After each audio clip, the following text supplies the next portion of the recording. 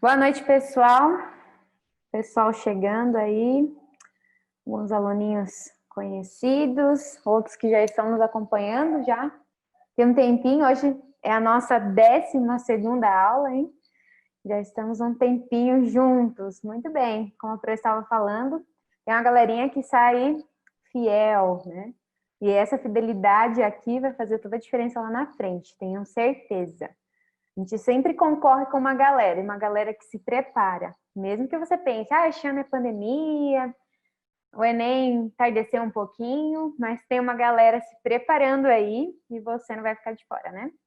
Muito bem, nós vamos hoje, vocês tiveram simulado na semana passada, hoje nós vamos fazer a correção do simulado e na sequência também vamos trabalhar com algumas questões de interpretação. Alguém me pediu outro dia, e hoje nós vamos ver algumas questões, vamos analisar. Para que a aula não fique assim monótona, né? Eu gostaria que vocês pudessem participar, como vocês sempre têm feito, e aí nós vamos analisando algumas questões. Vocês já fizeram o simulado, eu não cheguei a ter acesso às respostas, mas vocês vão aí, durante a aula, né, com as questões que foram apresentando, vocês vão aí dando a opinião de vocês, e aí nós vamos analisando essas respostas. E lembre-se, mais importante do que saber qual é a certa é saber por que as outras são erradas, tá? Toda vez que nós vamos fazer uma questão objetiva, nós precisamos analisar por que as demais alternativas não seriam. E aí que está um jogo. Quem foi meu aluno sabe, sempre pedir para justificar a resposta. A galera não gosta muito desse negócio, marcar X é com a gente, mas quando tem que justificar, aí começa a apertar, né? Mas por quê? Porque quando eu justifico, isso é uma dica se você está estudando para o vestibular, está estudando para o Enem, fazendo exercícios também, ou mesmo para uma prova, justificar por que a questão estaria correta, por que a alternativa estaria correta. Bom, então nós vamos, vou compartilhar aqui a tela com vocês, nós vamos ver esses exercícios, tá? Vão me acompanhando aí. Primeiramente, só relembrando aí a galerinha, né, das nossas redações. Amanhã, durante o dia, eu encaminho as redações, a última que o pessoal me enviou. Parabéns para quem tem feito, tem gente que já tem tido aí um progresso, um crescimento na escrita, porque tem enviado, tem buscado melhorar, muito bem, tá? Esse é o caminho mesmo. Lembre-se que para ser um bom escrevente, é necessário escrever e ler, né? Aqui nós temos o e-mail para envio, tá? Tem gente ainda me enviando no outro e-mail, tá? Aquele e-mail não vale mais para as redações, temos um e-mail só nosso. Muito chique, né? Então, intensivo.redação@ucb.org.br. Este é o e-mail que você deve encaminhar. Amanhã também eu encaminho a próxima proposta de redação, que deve ser entregue até a quinta-feira da semana que vem, tá bom? Então, vamos lá para a nossa correção agora oficialmente. A primeira questão, né, que estava lá no simulado, para quem fez o simulado aí, e para quem não fez também pode participar hoje da aula, a intenção é a gente analisar juntos aqui essas questões, tá? Qualquer dúvida também, for surgindo aí no caminho, vocês já sabem, encaminhem para as profs, para que a gente possa responder vocês. Bom, então nós temos aqui uma questão que é de interpretação, tem uma relação gramatical, isso acontece muito nas questões de vestibular e principalmente do Enem. Então, não basta você saber ler e interpretar, precisa saber também usar a língua nas suas diversas formas, tá? A gente pensa aqui na semântica da língua, a gente pensa na sintaxe da língua, na morfologia da língua, e tudo está atrelado aí na questão de interpretação também. Então, o texto é: o mundo é grande e cabe nesta janela sobre o mar é grande e cabe na cama e no colchão de amar. O amor é grande e cabe no breve espaço de beijar. Muito bem. Esse é aqui um poema de Carlos Drummond de Andrade e nós temos aqui, né, a pergunta. Neste poema, o poeta realizou uma opção estilística, a reiteração de determinadas construções e expressões linguísticas, como o uso de uma mesma conjunção para estabelecer a relação entre as frases, traduzindo tudo isso que ele falou. Aqui nós vamos ter a repetição de uma palavra específica que vai reiterar, ou seja, retomar sempre uma ideia, né? E essa repetição consiste no uso de uma conjunção. Conjunção, como você já sabe, serve para ligar uma oração. E essa conjunção, então, estabelece entre as ideias relacionadas um sentido de: letra A, oposição; letra B, comparação; letra C, conclusão; letra D, alternância; letra E, finalidade. Agora é o momento que você pode usar o chat aí para você digitar uma das alternativas. Então, qual seria essa conjunção? Primeiramente, nós teríamos que identificar, usar o teu conhecimento aí linguístico para, primeiramente, saber qual conjunção nós estamos falando. Na sequência, nós teríamos que analisar qual a ideia dessa conjunção. Então, são duas perguntas aqui para nós termos. Vamos lá, galera. Opa! Foi para a resposta, né? Mas vamos ver qual seria primeiramente aqui, já tem uma resposta, né? O João colocou comparação, será? Que mais que nós poderíamos ter? Comparação, qual seria a conjunção? Alguém tem aí algum chute? Letra B, comparação? Que mais poderia ser? E aí, gente? Vamos lá. Primeiramente, vamos reconhecer aqui qual é a palavra que está reiterando. Primeiramente, nós observamos que nós temos uma repetição da palavra da conjunção e, certo? Então, essa conjunção, ela vem se repetindo. Ó, Larissa, beijo, Larissa, minha aluna. Então, nós temos lá uma conjunção que vem se repetindo. C, o Brian disse. Quem mais? Então, nós temos B, B, C.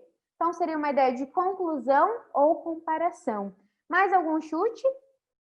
Chuta aí. É o teu momento agora de analisar ou coloca a resposta que você colocou.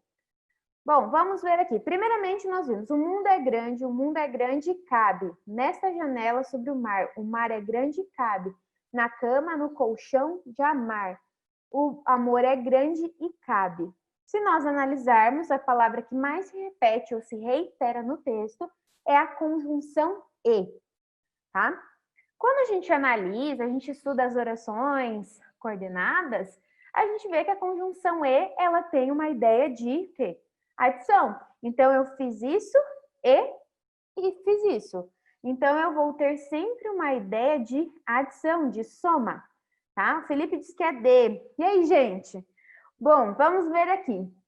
Primeiramente, já descobrimos qual a conjunção. Agora, nós temos que ver a ideia que ela estabelece: oposição, comparação, conclusão, alternância ou finalidade. Vocês colocaram B, C e D. Ninguém chutou A, ninguém chutou E, desculpa, né? Mas se nós analisarmos aqui, quando a gente fala o amor é grande e cabe sobre o mar, é grande e cabe na cama, é grande e cabe no breve espaço de beijar. A ideia que está sendo estabelecida aqui não é de comparação, não é de conclusão, nem de alternância, nem de finalidade, e sim oposição.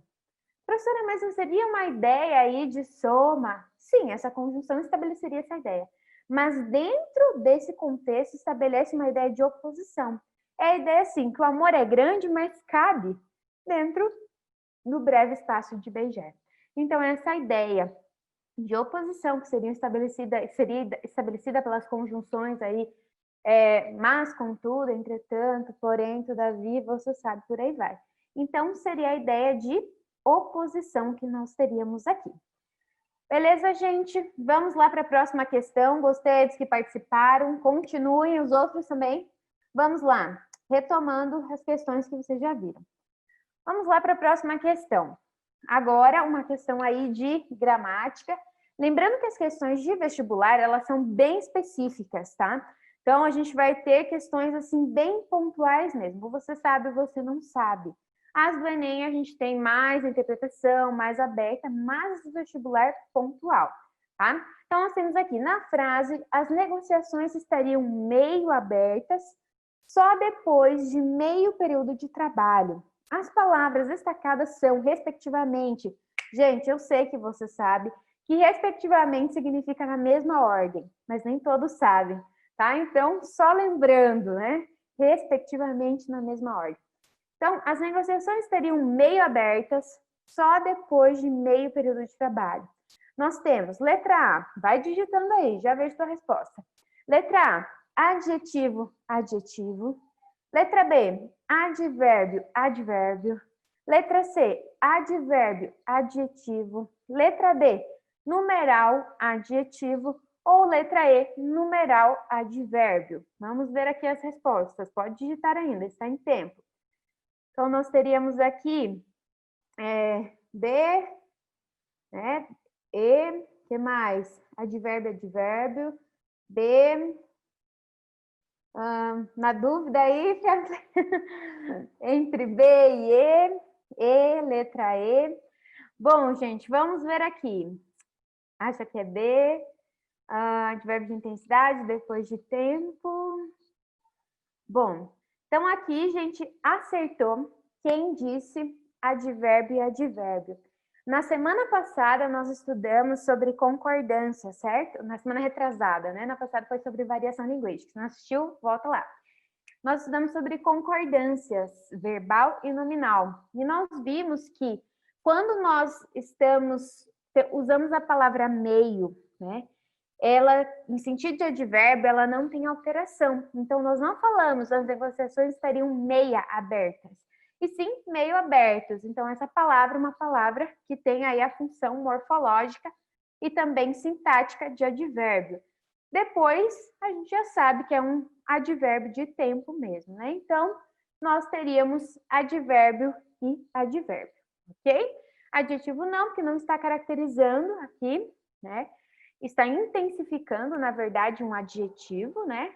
E adjetivo seria abertas, e essa palavra intensifica. Então, por isso, um advérbio. Beleza, gente? Então, acertou quem falou aí letra B. Mas continue participando, não tem problema. Nós estamos aqui para aprender. Se você der o chute errado, não tem problema, tá bom, gente? O importante é a gente analisar, porque não seriam as outras, tá? Bom, vamos lá.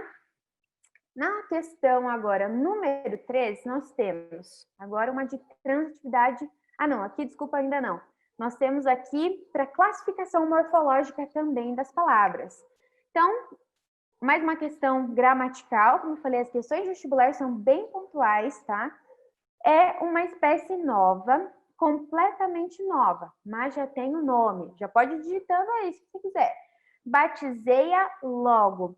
Vou lhe mostrar. Sob o ponto de vista morfológico, ou seja, a classe das palavras, que são 10, lembram-se?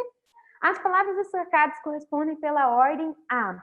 Letra A, conjunção. Olha lá a ordem, gente, respectivamente. Conjunção, preposição, artigo e pronome. B, advérbio, advérbio, pronome, pronome. Letra C, conjunção, interjeição, artigo, advérbio. Letra D, advérbio, advérbio, substantivo, pronome. Ou letra E, conjunção, advérbio, pronome, pronome. Muito bem, deixa eu ver as respostas. Pode enviar ainda respostas. Vamos analisar aqui. Então, nós temos letra C, letra A, letra E, letra B, letra C. Oi, Débora, também, galerinha, os meus alunos fiéis aí. Muito bem, gente. Muito bem, D, B.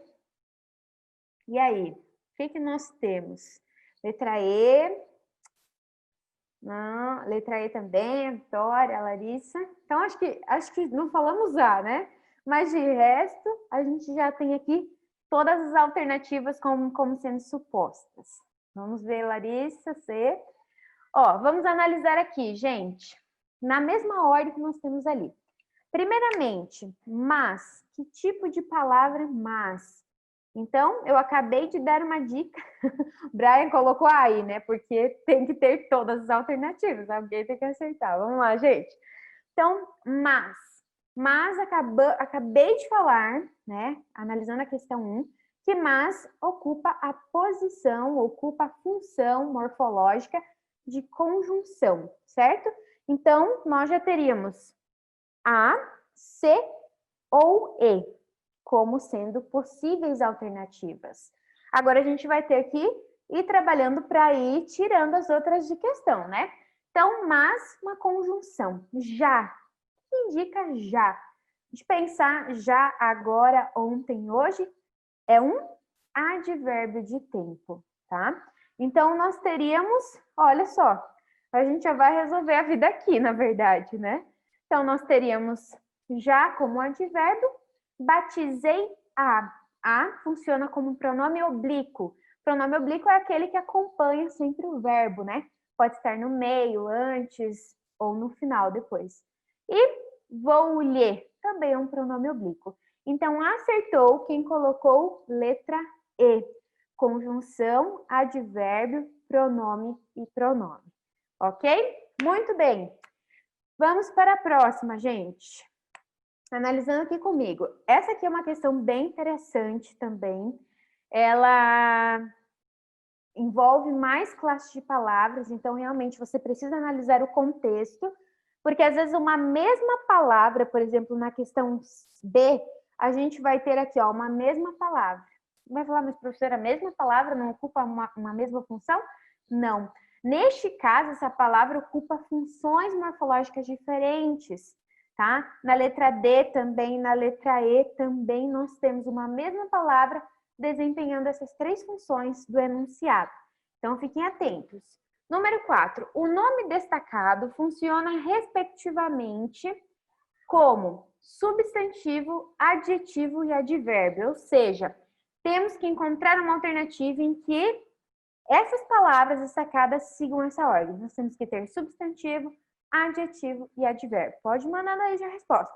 Letra A. A rapidez de seu discurso só me confundiu. Rapidez, será que funciona como um substantivo? Sim, rapidez seria a ação de, né, ali de ser rápido. Rapidez seria um substantivo abstrato. Ok, por enquanto tudo bem. Vamos ver lá. No seu discurso, ele pronunciava rápido as palavras.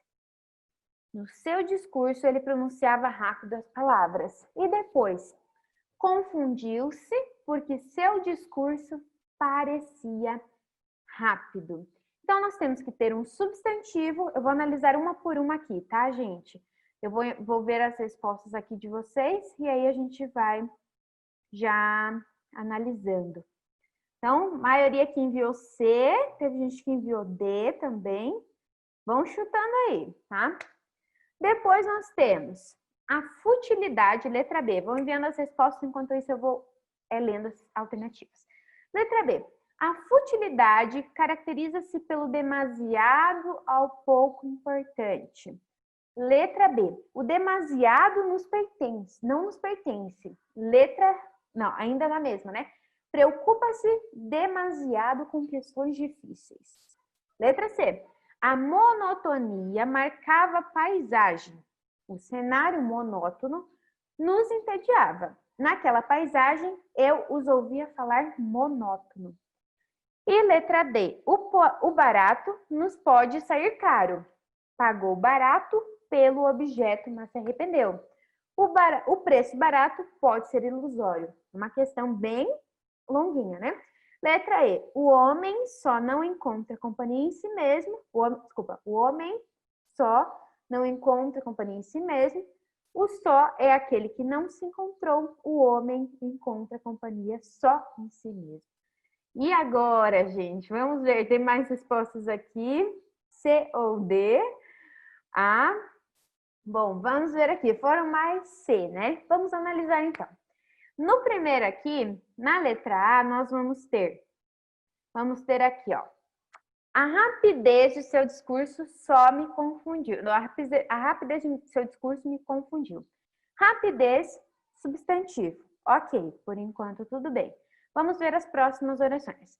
No seu discurso, ele pronunciava rápido as palavras. Tem um adjetivo? Não. Tem um advérbio, tá? Então, é um modo como era pronunciado. Então, não preciso nem terminar. Já descartei, tá? Eu posso ler ainda, né? Eu devo, na verdade, dentro de um vestibular. Confundiu-se porque seu discurso parecia rápido. Aqui eu tenho um adjetivo. Ah, professora, mas tem substantivo, tem adjetivo, tem advérbio. Sim, mas não na ordem do enunciado. Substantivo, advérbio, adjetivo. Não é isso que está me pedindo. Não marco. Letra B. A futilidade caracteriza-se pelo demasiado ao pouco importante. O demasiado não nos pertence. Preocupa-se demasiado com questões difíceis. Bom, na primeira frase nós temos um adjetivo. Na segunda, o demasiado ocupa a função de substantivo. E na terceira, um advérbio. Eliminamos. Nós precisamos de substantivo, adjetivo e advérbio, respectivamente. Aqui nós temos adjetivo, substantivo e advérbio. Elimina. Vamos para C. A galera está com dúvida na C e na D. Vamos lá. Letra C. A monotonia marcava a paisagem. Monotonia é um substantivo abstrato. Ok? O cenário monótono nos entediava. Monótono, característica do cenário. Adjetivo? Ok. Naquela paisagem, eu os via falar monótono. O modo como se falava, logo é um advérbio. Então, parabéns para quem marcou letra C. A gente pode ver ainda a D, né, que a galera estava com dúvida. O barato nos pode sair caro. Pagou barato pelo objeto, né? O preço barato pode ser ilusório. Aqui nós temos um substantivo na primeira, mas depois teríamos um advérbio. Então, a gente também já deixaria de lado, tá? Então, nós temos a correta como sendo a letra C. Encontramos a sequência substantivo, adjetivo e advérbio. Vamos para a próxima, que essa já cansou, né? É muito grande. Vamos lá. Então, já vimos aqui. Número 5. Essa aqui é top, hein? Ita, gente. Ita não é fácil não, hein? Só galera entra lá. Vamos ver. Dadas as afirmações. Número 1. Tudo correu às mil maravilhas. 2. Caminhamos rente à parede. 3. Ele jamais foi a festas. Pergunta. Verificamos que o uso do acento indicador de crase no A é obrigatório. Letra A. Apenas na sentença 1. Letra B. Apenas na sentença 2. Letra C. Apenas nas sentenças números 1 e 2 ou em todas as sentenças. E aí, gente, crase, lembre-se, uma das nossas primeiras aulas, né, gramaticais foi sobre crase. E aí, nós vimos lá os usos obrigatórios, proibidos e facultativos. E agora, qual das alternativas eu devo marcar? Vamos ver aqui as respostas. Tem gente que vai de D, tem gente que vai de B, tem gente que vai de C. Ninguém foi de A ainda, né? Mas vamos ver aqui. Então, nós temos C, B. E aí, Larissa, tá na dúvida? Ah, não, é a outra Larissa. E aí, gente, vamos ver aqui. A, B. Ó, o João foi de A. Galera chutando um pouquinho de tudo, né? Então, vamos lá. Apenas em A, apenas em 1, apenas em 2, apenas 1 e 2 ou em todas. Vamos analisar então por quê. Lembre-se que eu disse lá no começo. Não basta saber qual é a certa, tem que saber por que as outras estão erradas, tá? E isso envolve um conhecimento, você realmente dominar, né, um assunto. Ah, professora, mas não tem como saber todos os assuntos. Lembre-se que você precisa ser poliglota na sua própria língua, né? Conversamos isso na semana passada. Importante você, né, saber o uso aí, ou especificamente em que momento você deve entregar. 3 não deveria ser crase? E aí, gente, vamos ver. Então, número 1. Tudo correu às mil maravilhas. Uso crase ou não uso crase? Uso crase, tá? Tudo correu às mil maravilhas indica uma conjunção, né? Indica aqui uma locução adverbial. Se eu tenho uma locução, em todas as locuções adverbiais femininas, eu utilizo crase. Então, ocorreu como? Às mil maravilhas. Crase. Então, está correto. Eu poderia marcar A, poderia marcar C, poderia marcar D, por enquanto. B, né, a gente já não colocaria, porque 1 está correto. Deveria ter crase. Número 2, caminhamos rente à parede. Crase ou não crase? Crase, tá? Caminhamos rente à parede também funcionaria aqui como uma locução adverbial de lugar. Então, locução adverbial feminina crase, ok? Então, 1 e 2 estão corretas. Então, a gente já tiraria A, já tiraria B. Nós temos agora C e D que podemos marcar. Agora vamos analisar a 3, né? Ele jamais foi a festas. Bom, vamos pensar aqui. Você sabe que o verbo ir é um verbo transitivo de indireto. Isso quer dizer que quem vai a algum lugar, certo? Bom, festas, palavra feminina. Então, você vai dizer tem que ter crase. Não. A gente não utiliza crase, olha a dica aí. Não utiliza crase quando a palavra que vem aqui na sequência é uma palavra que está no plural, tá? Então, nós não utilizamos crase aqui. Se fosse ele foi à festa, crase. Ele foi a festas, não crase, tá? Por quê? Porque é uma palavra que está no plural, ok? Então, nós marcamos crase apenas nas sentenças 1 e 2. Acertou novamente quem marcou C, tá? Não que eu goste tanto de C, tá, gente? Mas, enfim. Vamos lá, estão me acompanhando? Muito rápido, muito devagar. Vamos lá. Caso alguém não entenda, pode me perguntar. Questão número 6 agora.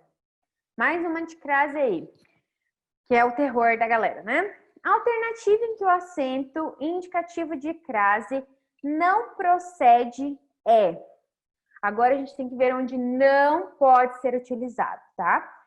Então vamos ver. Letra A. Tais informações são iguais às que recebi ontem.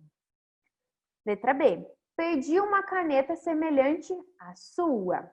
Letra C. A construção da casa obedece às especificações da prefeitura. Letra D. O remédio devia ser ingerido gota a gota e não de uma só vez. E letra E. Não assistiu a essa operação, mas a de seu irmão. E agora, gente? Em qual das alternativas o acento grave não procede? Ou seja, não deve ser utilizado. Letra E, letra B, letra D. O que mais? Letra E. Que mais, gente? Vamos lá. Então, a galerinha tá mais aí de E, alguns de B, outros de D. E aí, mais algum chute?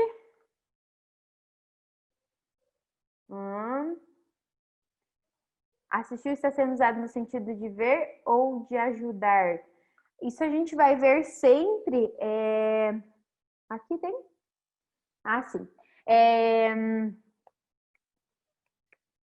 Aqui da ideia de ver, né? A gente vai ter sempre isso indicado, né? Tem uma diferença mesmo aí, né? É regência isso, tá? Bom, gente, vamos ver aqui. Vamos analisar aqui qual delas está correta. D, D, E. Letra A. Tais informações são iguais às que recebi ontem. Crase ou não crase, gente? Aqui nós utilizamos crase. Por quê, professora? Está diante da palavra que. Ok. Mas lembre-se que nós temos uma elipse de um termo aí, tá? Então, tais informações são iguais às informações, né, que recebi ontem. Então, eu tenho crase aqui, porque como eu fiz a elipse desse termo, eu ocultei essa palavra, eu utilizo crase, tá? Letra B. Pedi uma caneta semelhante à sua. Lembrando que quando nós usamos pronomes possessivos, minha, tua e sua, né? Nossa, a gente pode ou não utilizar crase. Então, se utilizar, não está errado. É um uso facultativo, beleza? Letra C. A construção da casa obedece às especificações da prefeitura. Tudo, gente, aqui nós temos regência, nós vamos ter uma aula sobre isso, hein? Não percam. Nós temos aqui, o que obedece, obedece a algo. Então, crase, tá? Especificações aqui, né? Então, obedece a alguma coisa, tá? As especificações. Palavra feminina, beleza. Letra D, gente. O remédio deveria ser ingerido gota a gota e não só de uma vez. Uso crase. A regra é clara em dizer que nós não usamos diante de palavras masculinas, diante de verbos, diante de palavras repetidas. Então, eu não digo esteve frente a frente, lado a lado, gota a gota. Não se emprega a crase, ok? Ah, mas é palavra feminina. Não, não se emprega a crase aqui, ok? Então, que não procede, letra B. Na letra E, nós teríamos o mesmo caso da primeira, seria a elipse de um termo, então nós empregaríamos a crase. Beleza? Acertou quem marcou D. Vamos lá para a próxima, hein? Me acompanhem. Muito bem, número 7, olha só, lá da minha terra, essa é boa, hein? Na Universidade Federal do Paraná. Vamos lá. Em qual alternativa o vocábulo lá deve receber acento grave? Ou seja, acento grave para cá, né, gente? Agudo para cá, grave para cá. Crase. Então, vamos lá. Letra A. Pintou o quadro a óleo. Letra B. Fomos a uma aldeia. Letra C. Dirigiram-se a Vossa Excelência. Letra D. Voltou à casa paterna. Ou letra E. Começou a chover. Em qual dessas alternativas nós devemos grafar crase? Ou o A deve receber o acento grave? Vamos ver. A, B, C, D. Olha só, gente. Vamos lá, o alfabeto todo aqui, hein? Ninguém marcou E? Ixi. E aí, vamos ver. Tem gente que tá na dúvida entre C, D, D, A, D. A seria crase, não seria crase? E aí, Rica? Bom, gente, vamos analisar aqui então. Eu já dei umas dicas agora mesmo, né? Já dei spoiler aí para vocês das regras. Letra A. Pintou o quadro a óleo. Não, o que é a crase mesmo? Crase é a fusão de dois As, né? Então, nós temos um A que é precedido ali, né? Regenciado por um termo, por um nome, mais um A que está diante de uma palavra feminina, de um substantivo feminino. A preposição mais a artigo. Quando eu falo pintou o quadro a óleo, é ali o modo, a forma como ele pintou. Então, aqui nós não utilizamos, porque óleo é uma palavra masculina. Então, não empregamos crase diante de palavra masculina. Corta essa tua vida. A mais A. Diante de palavra masculina não existe A, existe O, tá? Então, é outra preposição. Ao é uma contração, outra coisa. Beleza? Então, tira isso. Agora, vamos lá. Fomos a uma aldeia. Uso crase ou não uso crase? Quem vai a algum lugar, mas eu não utilizo aqui crase diante de um artigo, né, que não seja a, tá? Então, nós temos um outro artigo, nós temos uma que é um artigo indefinido, não é o artigo a. Então, não juntei, beleza? Letra C. Dirigiram-se a Vossa Excelência. Eu até utilizo crase diante de alguns nomes, de alguns pronomes, assim, que seriam, por exemplo, dona, senhora, madame, mas esses termos que vêm com Vossa Excelência, Vossa Eminência, não utilizo, tá? Letra D agora. Então, quem já marcou A, descarta, quem marcou B, descarta, quem marcou C, descarta. Temos duas aqui, né? Letra D. Voltou à casa paterna. E tem uma regra importantíssima de crase. A crase funciona assim. Quando eu utilizo diante das palavras, né, principalmente da palavra casa, casa e terra, é a mesma regrinha. Quando eu emprego essa palavrinha diante de uma casa qualquer, né? Então, voltou a casa sem crase. Mas se eu especificar qual casa é esta, eu tenho crase. Então, voltou a casa paterna. Usa crase. Começou a chover? Não, porque é diante de verbo, então eu não tenho artigo diante de verbo. Ok? Então, acertou. Quem marcou a alternativa D. Vamos lá para a próxima, gente. Se der sono, aí lava o rosto, né? Bebe uma água. Vamos lá. Número 8. Agora, nós temos uma de transitividade verbal. Essa é boa, hein? Banana a cabeça, mas não é uma beleza. No trecho, se eu convencesse Madalena de que ela não tem razão, se lhe explicasse que é necessário vivermos em paz, os verbos destacados são na mesma ordem, gente, respectivamente na mesma ordem. Letra A, transitivo direto, transitivo indireto, transitivo direto, transitivo indireto. B, transitivo direto e indireto, transitivo direto, transitivo direto e indireto, intransitivo. Letra C, transitivo indireto, transitivo direto, direto, indireto. Letra D, transitivo direto, indireto, direto, intransitivo, indireto. E letra E, transitivo direto, direto, intransitivo, intransitivo. E aí, gente, embananou aqui nessa, enroscou, muito direto, indireto, intransitivo, embolou tudo, né? Bom, vamos ver aqui. E agora? Letra C, letra B, letra C, letra B. O que mais que a gente poderia chutar aí, gente? Ou não, aqui a gente não vai chutar, né? Vamos ver aqui, vamos analisar. Bom, na transitividade verbal, o que eu tenho que fazer? Ai, professora, eu não decorei, isso é muita coisa para minha cabeça, né? É o terror da galera. Franklin diz D aqui. Bom, nós temos que analisar o tipo de complemento dos verbos, tá? Lembrando, intransitivo não tem complemento. Lembra que eu expliquei in toda vez que aparece esse in na frente de uma palavra, na língua portuguesa quer dizer não, tá? Então, intransitivo quer dizer que não tem complemento. Beleza? Sacou? Ligou? Beleza, então. Aí a gente vai ter transitivo, que pode ser direto, indireto ou direto e indireto ao mesmo tempo. Quando eu tenho direto, quer dizer que ele tem um complemento e esse complemento não vem iniciado de preposição. Direto, vai direto ao ponto. O indireto tem uma coisinha, essa coisinha é chamada de preposição. Só para você lembrar de forma bem fácil. E o direto e indireto quer dizer que tem as duas coisas. Beleza? Entendeu? Fácil, né? Na boa. Então, vamos ver aqui.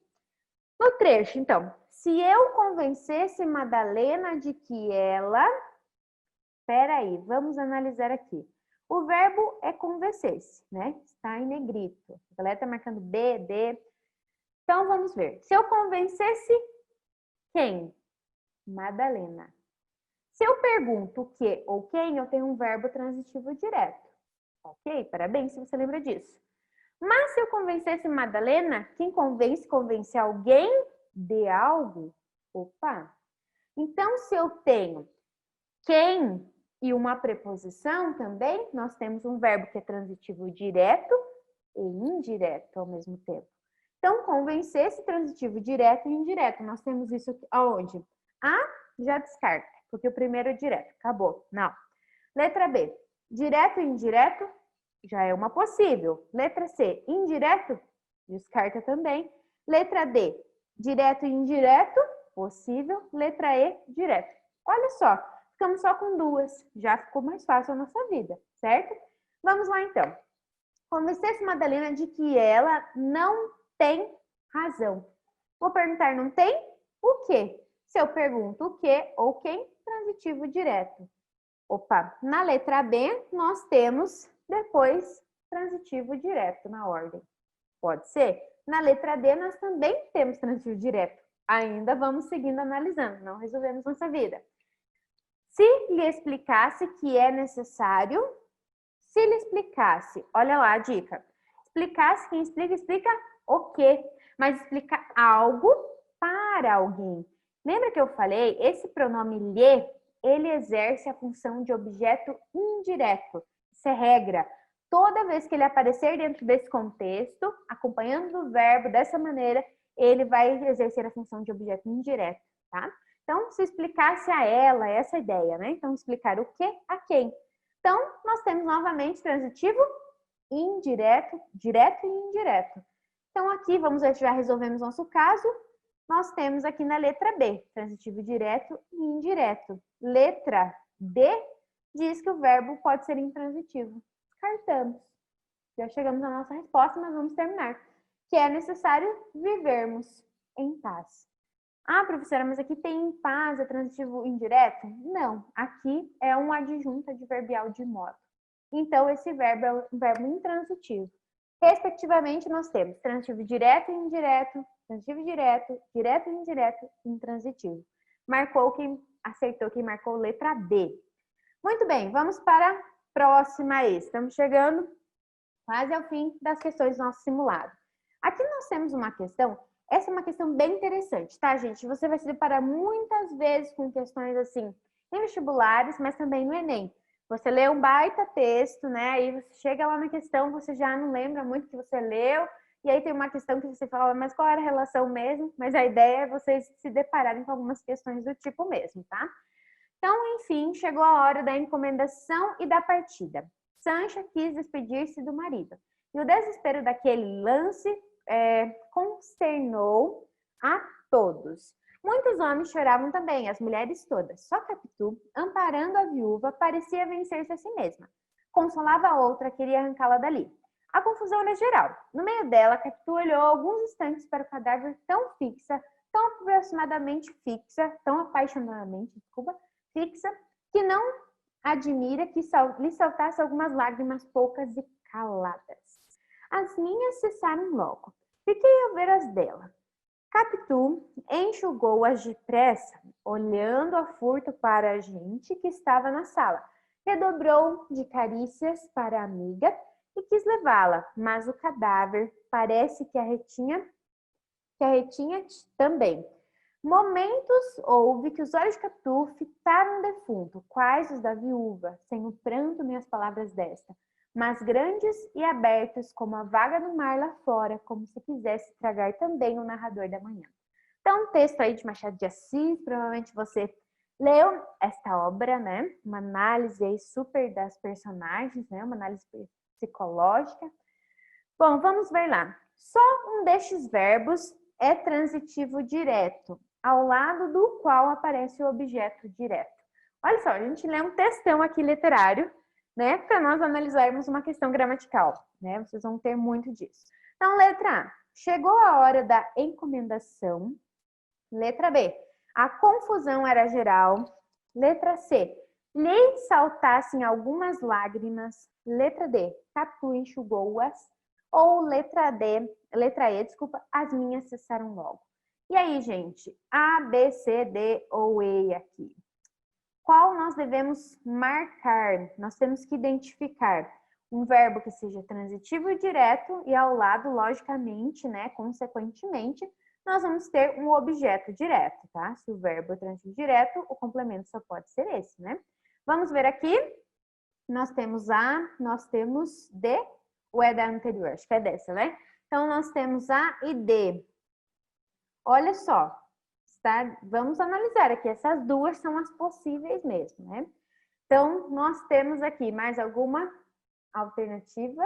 C. E agora? A, C, D. Bom, nós temos aqui, chegou a hora da encomendação. A gente poderia dizer assim, chegou o quê? Ok, né? A gente poderia ter essa ideia. Mas, vamos continuar. E a outra, ó, letra B, pode ser. Vamos deixar assim, pode ser, né? Letra B, a confusão era geral. Não tenho verbo transitivo direto, porque eu tenho um verbo de ligação. Ok? Lhe saltassem algumas lágrimas. Então, aqui eu tenho um verbo que é transitivo direto e indireto. Então, não. Letra B. Capitu enxugou-as. Enxugou o quê? Opa, essa pode ser. Letra E. As minhas cessaram logo. Verbo intransitivo. Então, ficamos com A e D. Quando a gente vai na letra A, nós temos lá, enfim, chegou a hora da encomendação e da partida. Aqui a gente poderia até entender que seria um verbo transitivo direto, mas, na verdade, ele é um verbo intransitivo. Como assim, professora? Sim, por quê? Porque esta oração no texto, fica a dica, presta atenção aqui, essa informação no texto, ela está numa ordem indireta que nós chamamos. Qual é a ordem direta? Ordem direta, sujeito, verbo, complemento, ok? Aqui nós temos o contrário, primeiro verbo e depois o sujeito. Então, logicamente, por esse motivo, nós não temos esse termo como sendo um objeto direto. E nos resta, então, letra D. Capitu, sujeito, verbo. Enxugou, as, vai ser aqui sempre, olha, gente, também. Toda vez que aparece o, a, no, na, nos, nas, o, lá, toda vez isso vai ser a função de objeto direto, ok? Anota aí se você está anotando, essa é uma regra importante também para estudar transitividade verbal. Vamos para a nossa última questão do simulado. Vamos lá. Galerinha, não dorme aí, não abandona, vamos lá. Sei que estão cansados, eu também. Vamos lá, terminando. O sol, aqui, vamos ver. O sol entra cada dia mais tarde, pálido, fraco, oblíquo. O sol brilhou um pouquinho pela manhã. Pela ordem, os predicados das orações acima classificam-se como... Olha só, classificação de predicado de novo, que vocês estavam bem bons esses outros dias que a gente fez uma atividade juntos. Letra A, nominal e verbo nominal. Letra B, verbal e nominal. Letra C, verbal e verbo nominal. Letra D, verbo nominal e nominal. Ou letra E, verbo nominal e verbal. E aí, gente? Alguma resposta? Vamos ver aqui. Vão enviando aí. Nós temos A e A. Mais algum chute diferente de A? E aí? Nós temos, olha só. Temos que analisar a característica do verbo. O sol entra cada dia mais pálido, né? Mais fraco e oblíquo. O sol brilhou um pouquinho pela manhã. Alguns colocaram nominal. Lembrando aqui, qual que é a característica deles? Nominal, vai mandando a resposta ainda, gente, pode mandar. Nominal é quando a gente tem o quê? Verbal, vamos pelo verbal. Verbal é quando nós temos um verbo significativo. Isso quer dizer que é um verbo de ligação, tá? Desculpa, um verbo de ação, perdão. Então, um verbo de ação é um predicado verbal, beleza. Quando eu tenho um predicado nominal, é aquele que eu tenho uma característica do sujeito. O mais importante é esse predicativo. Só que se eu tenho predicativo, eu tenho verbo de ligação. Então, verbal, verbo de ação. Nominal, verbo de ligação. E o verbo nominal? Gente, lembra que eu falei que a língua portuguesa é assim? Junta e mistura e aí a gente acha mais difícil, né? Então, é assim. Aí no verbo nominal, a gente vai ter o quê? Vai ter um verbo de ação mais uma característica. E aí? Agora ficou mais fácil, hein? Dei todas as dicas aqui para você chegar na resposta. O sol entra cada dia mais tarde, pálido, fraco e oblíquo. O sol brilhou um pouquinho essa manhã. Então, alguns enviaram agora B, E. Bom, vamos lá então. Nós temos aqui nominal e verbo nominal. Quando eu falo sol entra cada dia mais tarde, pálido, fraco, oblíquo. Opa! Pálido, fraco e oblíquo são características, são predicativos, ok? Opa, se eu tenho predicativo, eu posso ter predicado nominal ou verbo nominal. Mas olha só o verbo entra, é um verbo de ação.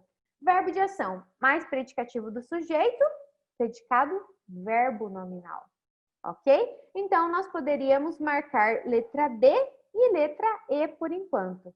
Agora a outra frase. O sol brilhou um pouquinho pela manhã. Aqui nós não temos nenhuma característica e nós temos um verbo de ação. Verbo de ação, predicado verbal. Então, acertou quem colocou aí letra E. Verbo nominal e verbal, respectivamente. Ok? Então, essas eram as questões do nosso simulado. Nós temos 10 minutinhos ainda, mas eu vou fazer, acho que mais uma questão com vocês, que foi do um conteúdo. Eu preparei mais algumas questões. mais o conteúdo que a gente estudou na semana passada, tá? Sobre a questão da variação linguística. A gente vai fazer, essa é uma questão de Enem, e aí a gente encerra por aqui, né? Que tá todo mundo cansado já. Vamos lá, então.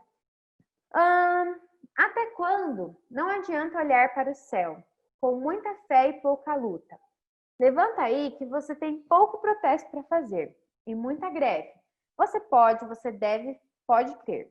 Não adianta olhar para o chão, virar a cara para não ver. Se liga aí que brotaram numa cruz e só porque Jesus sofreu, não quer dizer que você tenha que sofrer. Então aqui, né, é aí um texto aí do Gabriel Pensador, né, um fragmento, na verdade, uma música, né? E aí a gente tem as escolhas linguísticas feitas pelo autor conferem ao texto. Lembrando, nós estamos falando agora de variação linguística. Nós estudamos na semana passada. Quem não assistiu, assiste a aula lá, né? Vamos ver aqui. Letra A. Possui um caráter atual pelo uso da linguagem própria da internet. B. Possui um cunho apelativo pela predominância de imagens metafóricas. Letra C.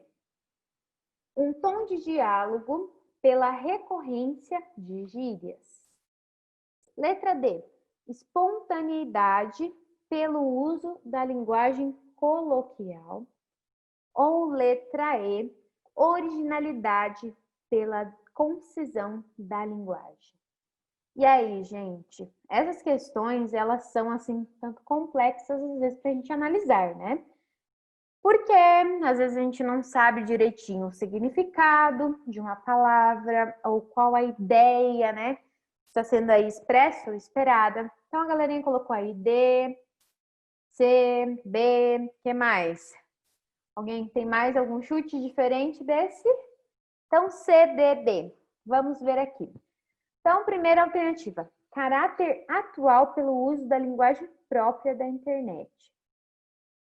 Se a gente analisar, nós não vamos ter necessariamente uma linguagem própria da internet. Afinal, qual seria a linguagem própria da internet? Não sei, né? Letra B. Cunho apelativo pela predominância de imagens metafóricas. Não vejo aqui também metáforas necessariamente, né? Possui uma referência, uma alusão a Jesus, sofrimento, mas não tem predominância. Então, deixa de lado. Letra C. Tom de diálogo pela recorrência de gírias. Gírias. Me ajudem aí a identificar gírias. Eu não vejo gírias. Tem, claro, né, algumas expressões, logicamente, mais presentes, assim, na oralidade, né? Por exemplo, a palavra aí, que aparece mais de uma vez e tal. Mas não necessariamente que seja, né? Aí a pessoa já tá me ajudando. Beleza, gente. Isso mesmo. Talvez. Mas a gente não tem em todos os momentos, não tem recorrência. É uma palavra, uma expressão ou outra, tá? Mas ele usa pode crer, né? Não é pode crer. Então, ainda está dentro das regras. E agora? E ele não está, assim, necessariamente, né, conversando. Então, as gírias, elas vêm, mas não nessa recorrência total do texto, tá, gente? Observem essas palavras, predominância, recorrência, são recorrentes, porque a gente tem que analisar como um todo. Letra D. Espontaneidade pelo uso da linguagem coloquial. Opa, essa aqui pode ser, tá? E letra E. Originalidade pela concisão da linguagem. Nós podemos até ter um texto original, mas o texto não é conciso em relação à linguagem, né? A gente não tem aí um texto conciso. Ele vai desenvolvendo as ideias, jogando, enfim. Então, nós teríamos um texto marcado pela espontaneidade. Por quê? Ele usa uma linguagem coloquial, né? Então, ele vai falando, como vocês falaram aí, essas expressões, como pode crer, ele fala levanta aí, né, virar a cara para não ver, se liga aí. Então, nós temos as expressões que são espontâneas, que estão presentes numa linguagem coloquial, ou seja, uma linguagem que permite, né, com que a gente possa não utilizar só a norma culta, né? Por exemplo, vou tirar aqui. Dentro da norma culta, ou a gente não vai empregar nessas palavras, pense assim. Por exemplo, a expressão aí, daí, né, que eu uso bastante, se vocês perceberem. Essas expressões, elas são empregadas e bastante comuns dentro da língua na forma oral aqui, né? Quando a gente conversa, a gente emprega bastante. Dentro de uma linguagem escrita, né, ela vai, olha só o né, falando toda hora, ela não vai aparecer. Por exemplo, quando eu escrevo, eu não fico escrevendo né toda hora. Mas dentro dessa, porque a fala ela acaba sendo mais espontânea. E aí essa ideia também da música, a hora que ele vai falando, vai sendo aí de forma espontânea. Tá bom, gente? Teríamos muitas mais questões, mas como eu sei, né, que todos já estão cansados de me ouvir, né? Então eu vou encerrando por aqui. Vou dar um tempinho aí para vocês respirarem, né? Para ter aí a aula com o professor Marcos, tá bom? Deixa eu ver aqui um recadinho. Ah, fico fofa de óculos. Só vamos verificar, Pro, se ficou alguma dúvida, se alguém quer tirar alguma dúvida, aproveitando esses 3 minutinhos que nós temos aí, tá né? Bom, Pro. É que eu Se sempre alguém tem... uso todo o tempo, né? Mas acho que eu afogo eles. Acho que hoje você se empolgou tanto que falou tão rápido que Pois é. ó, Meu encurtou marido o falou, tempo, respira. né? Galera, vocês ficaram com alguma dúvida? Quer tirar alguma dúvida em alguma questão? Que, olha, professora, eu sei que você explicou, mas ficou ainda um resquício aí de dúvida. Aproveita esse momento aí que a Elisandra está à disposição. Vamos lá. O Luiz perguntou aqui se a redação é corrigida pelo e-mail. Então, vocês me enviam as redações pelo e-mail, tá? Vou compartilhar aqui de novo. E aí, já compartilho, né? Antes. Vocês enviam lá pelo e-mail, eu baixo essas redações, faço as correções devidas e as marcações, anotações, recados e tudo mais, e encaminho para vocês de novo pelo mesmo e-mail, tá? Então, é a forma mais fácil que a gente tem para pontuar, para deixar ali bem certinho o que vocês estão, onde vocês estão bem, onde vocês precisam melhorar, tá bom?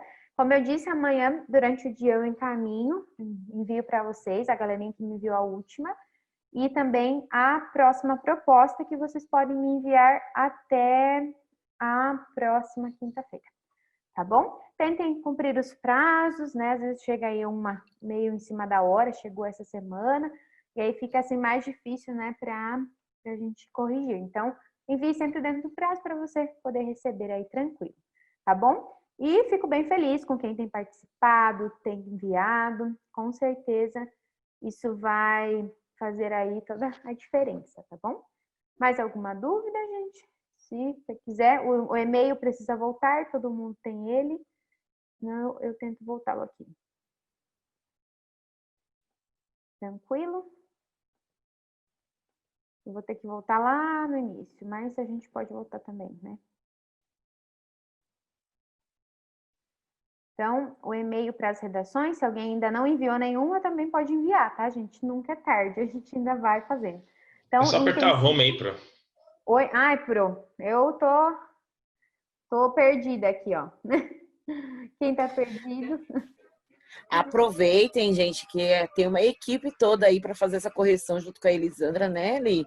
E vocês estão sendo super apoiados aí. Então, é o momento, se você ainda não enviou, é a chance de você enviar, né? Eles estão dispostos aí para poder fazer essa Não, Pro, a equipe correção. sou eu, A Jesus. equipe única da Elisandra é muito boa, essa equipe, né? Ela faz a correção de todas as redações, tá? Da escola, dos alunos todos. Isso, é uma equipe única, mas é sucesso, gente. Então aproveita aí esses momentos, tá bom?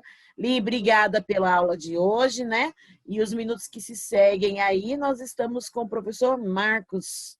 Tá Bora bom. lá? Beijo, gente. Boa noite. Até a próxima. Fiquem com Deus. Vamos lá, boa noite. Sejam todos muito bem-vindos. Estão me escutando bem aí? Tranquilo? Tranquilo, hein? Ah, certinho. Então vamos lá, gente. É legal, né? Chegar até essa altura do campeonato, vocês estão aqui presentes ainda. Então, parabéns a todos que estão aí perpetuando nessa caminhada rumo ali ao sucesso, sucesso intelectual de vocês, ali ao objetivo que vocês querem alcançar com os vestibulares. Muito bem, na nossa última aula, nós estudamos sobre populismo. Tá? Então, você que perdeu a aula, busque-a depois, que ela é muito importante para poder compreender esse assunto que eu vou entrar hoje. É um assunto polêmico, é um assunto muito polêmico, justamente porque ele aborda aí um tema que está muito presente nos dias de hoje. Presente na questão histórica, porque ele é muito próximo com a sua vida, né, com a vida dos seus parentes, ele é muito próximo historicamente falando, e ele também é presente para a questão política, tá? Ora, vai não, hein, Brian? Fica aqui, cara. Vai não, fica aí. Ora, então eu vou compartilhar com vocês aqui a minha tela.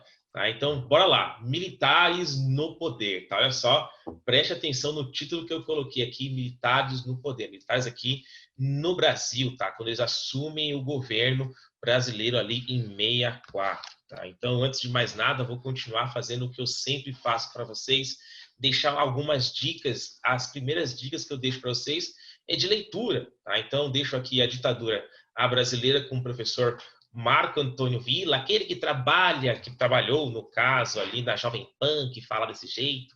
Tá? É um professor muito bacana, ele escreve ali a ditadura brasileira, ele tem uma visão interessante, vale muito a pena ser lido. Então, quer ali buscar um pouco de uma visão ali diferente da ditadura brasileira, vai lá atrás dessa obra aqui do professor Marco Antônio Villa.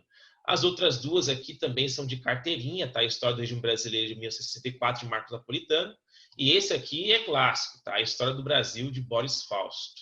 Então, quer ter ali... Boris Fausto, ele faz um compilado gigantesco da História do Brasil. Vale muito a pena ser lido. Quer estudar para vestibular? Quer ficar, assim, douto na História do Brasil? Pode ler esse aqui, ó, tranquilamente. A História do Brasil, de Boris Fausto. Ele é muito bom. É um calhamaço gigantesco, mas bem compilado de toda a História do Brasil.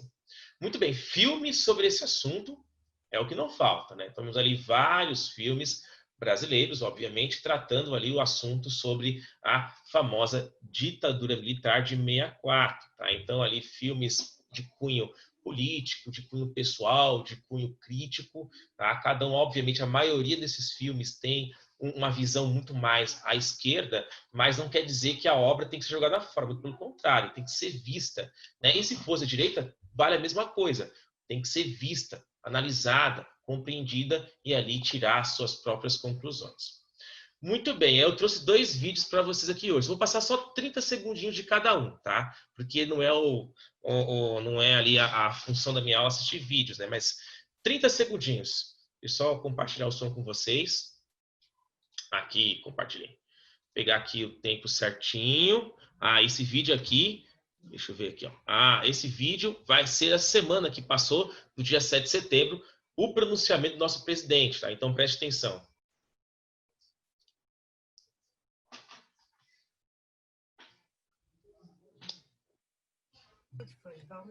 Tem áudio pronto, tá saindo pra gente.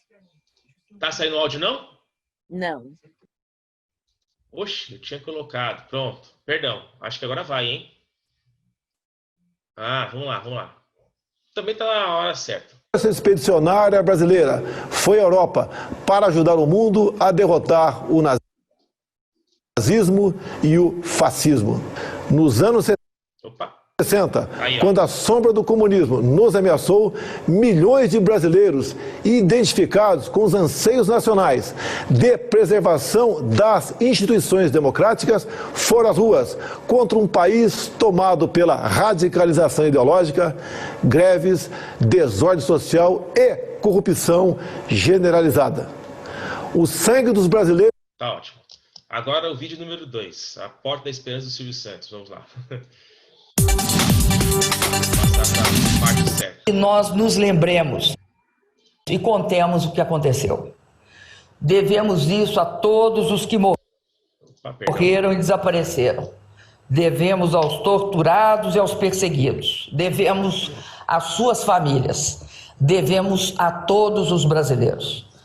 Lembrar e contar faz parte E é um processo muito humano e faz parte desse processo que nós iniciamos com as lutas do povo brasileiro pelas liberdades democráticas, pela anistia, pela Constituinte.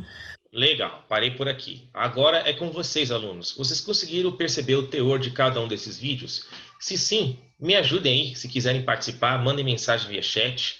Tá? O que você conseguiu pegar desses dois discursos? E aí, hein, gente? Qual que é o teor de cada um deles? Que, obviamente, uma aí foi o presidente do Brasil também, no caso da Dilma Rousseff, tá? E o outro é o atual presidente, né? Qual foi o teor que vocês pegaram no discurso deles a respeito desse período dos militares no poder?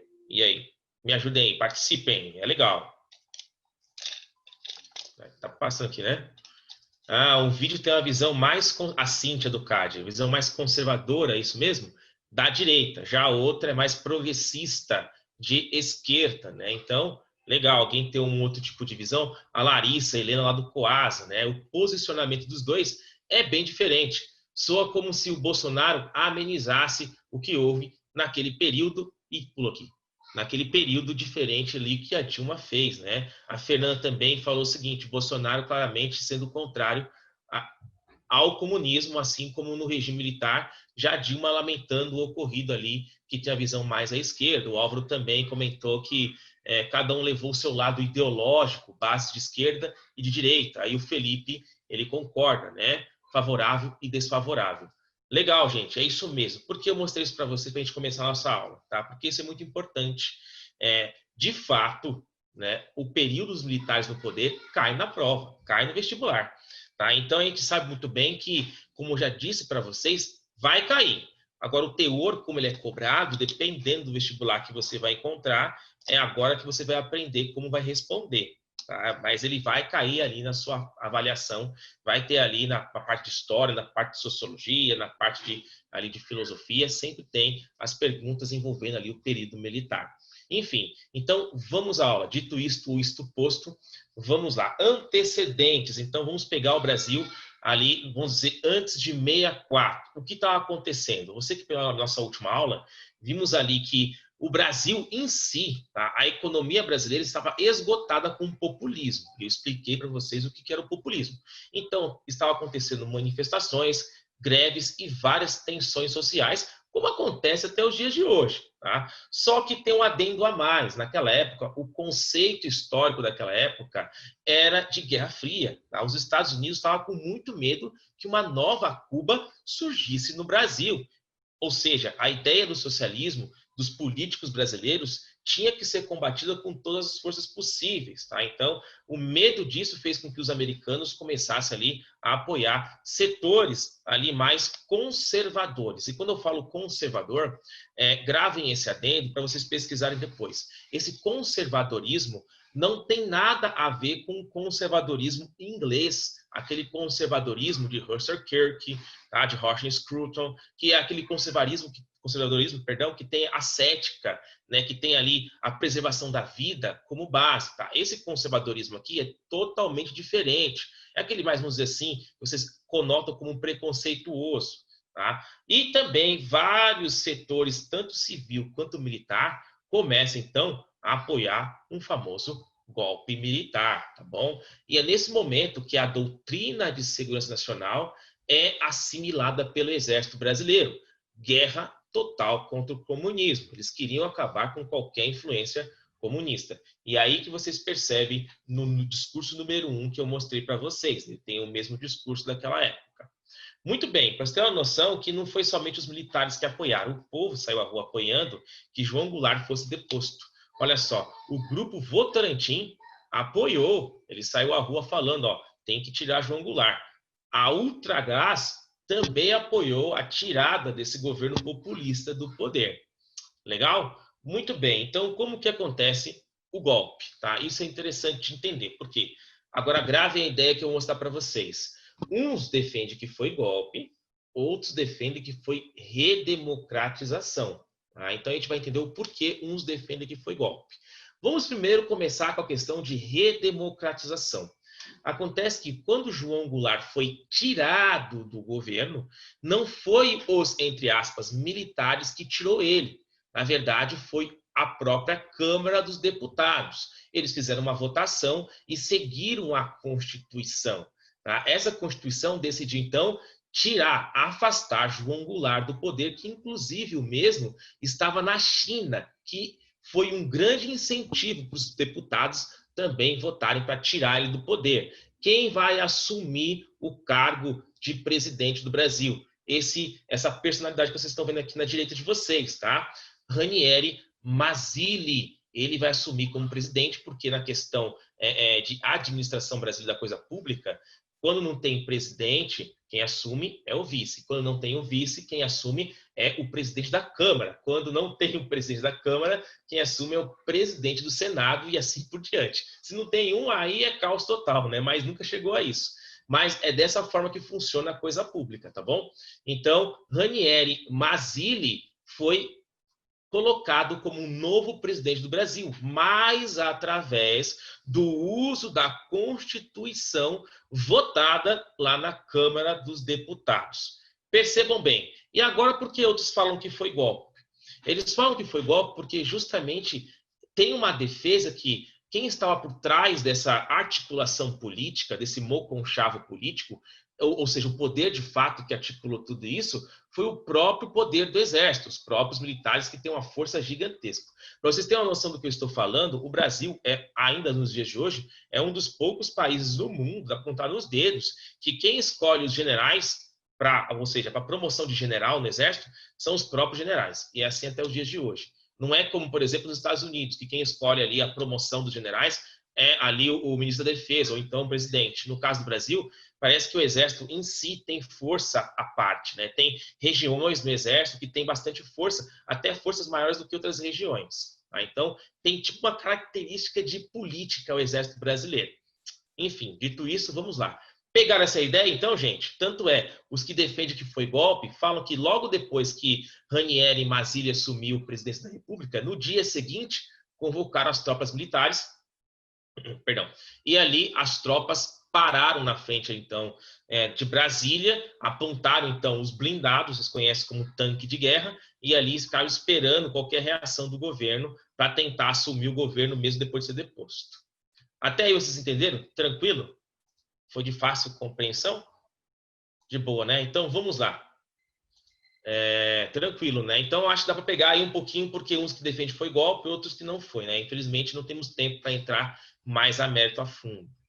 Vamos lá. Então, no dia 9/4/64, vai ser, então, assinado, instaurado o Ato Institucional número 1, ou AI número 1. Esses atos tinham poder constitucionais. Eles eram anexos, ou seja, você pegava a Constituição e colocava um anexo corrigindo ou alterando alguma lei. No caso, esses atos institucionais vão servir de anexo, criando novas leis na nossa Constituição.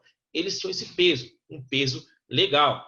Qual a principal característica? Ou quais as principais características? No caso da principal, é que agora o presidente seria eleito de maneira indireta. Ou seja, quem escolheria o próximo presidente seriam os próprios políticos, e não o povo.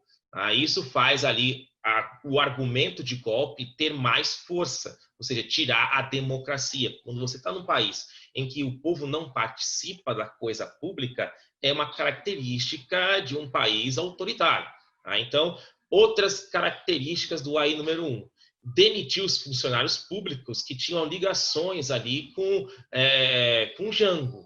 Caçou ali todos os deputados, senadores que eram opositores, ou então foram presos, e as eleições, como foi para vocês, agora é indireta. Essa aqui eu posso dizer que é a principal característica desse AI número 1. Belezinha? Então, vamos lá, a divisão dos militares. Como que os militares eram conhecidos dentro do próprio governo? Tinha duas linhas de pensamentos dentro do governo militar. Os Sorbonne, que vinha da formação da própria faculdade Sorbonne, na Europa, e os famosos linha dura. Esses Sorbones, que vinham lá da Escola Superior de Guerra, eles eram ali mais ligados com os Estados Unidos. Afinal de contas, eles tiveram muito mais formações exteriores. Então, esses Sorbones tinham ali aquela ideia de que é bom para os Estados Unidos, é bom para o Brasil. Os linha-duras eram conhecidos ali por ter muito mais ligação com o discurso nacionalista, aquele discurso identitário, aquele discurso que tenta trazer a união do país sem intromissão de outros países para o nosso desenvolvimento. Então, gravem isso. Então, no nosso período militar, tiveram ali 2 tipos de pensamento de militares. Tranquilo? Então, vamos ao primeiro presidente militar do Brasil, Castelo Branco, ou Marechal Castelo Branco, o cargo mais alto do Exército. Tá? Então, o Exército assume o governo. Castelo Branco. O que ele fez? Tá? Então, vamos pegar as principais coisas que ele faz. Tá? Então, ele vai criar o Plano de Ação Econômica do Governo, que consistia em cortar os gastos, ou seja, fazer um teto de gastos, que até hoje é bastante polêmico. Ele aumentou ali as tarifas e impostos, nada populista. Imagina o cara assumir o governo e aumentar os impostos. Muito mal, né? Ele colocou a fim da lei da estabilidade dos funcionários públicos e criou o famoso FGTS. O que é o FGTS? Bastante aclamado aí fora. É o Fundo de Garantia por Tempo de Serviço. Todos vocês que trabalharem ali no futuro, que vão trabalhar, ter uma carteira assinada, vocês vão ter ali um descontinho do FGTS. Tá? Então, é um fundo compulsório que é tirado direto do seu salário. Quando você é mandado embora, tá? Ou tem algum tipo de doença, né? Ou então, sei lá, morreu alguém da família, vai comprar alguma casa, você pode tirar esse dinheirinho que está lá nesse FGTS. Todos vocês que começarem a trabalhar aí no futuro vão saber o que é isso, esse fundo de garantia. Ele vai aumentar o salário pelo menos uma vez ao ano e vai ser sempre abaixo da inflação. E, novamente, vai restringir os créditos e tentar fazer um arroxo assalarial dentro dos próprios cargos públicos. Resultado disso aí, gente, vai ter recessão e desemprego. Justamente por causa de aumentar os salários sem justificativa, você vai ter uma restrição de crédito, você vai criar ali um fundo de garantia em que o próprio trabalhador não tem acesso a ele, só de maneira obrigatória quando é mandado embora, qualquer coisa extrema. Enfim, mostrou ainda lá fora que o Brasil ainda não é um país confiável, não é um país legal de ser investido. Então, causou também um desemprego e uma recessão econômica. Legal, gente. Até aí alguma pergunta, alguma dúvida? Tranquilo? Pergunta nenhuma, Pro? Então vamos lá. Por enquanto, nenhuma pergunta aqui não, Marcos. O pessoal tá bem. Legal. Tá tranquilo legal. até demais, viu? Show. Ora, então vamos lá.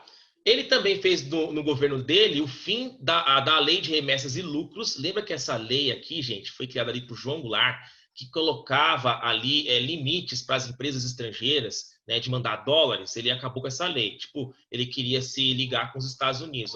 Então, vamos supor, a NAC fabrica os produtos aqui, todo o lucro iria para os Estados Unidos. Então, ele falou, tem que continuar assim. João Goulart tinha barrado isso e ele foi lá e derrubou essa lei. Ele tentou desvalorizar o Cruzeiro, fazendo aquela estratégia que eu já expliquei para vocês, uma estratégia artificial. Tá? O próprio governo desvalorizou a moeda para tentar ganhar competitividade.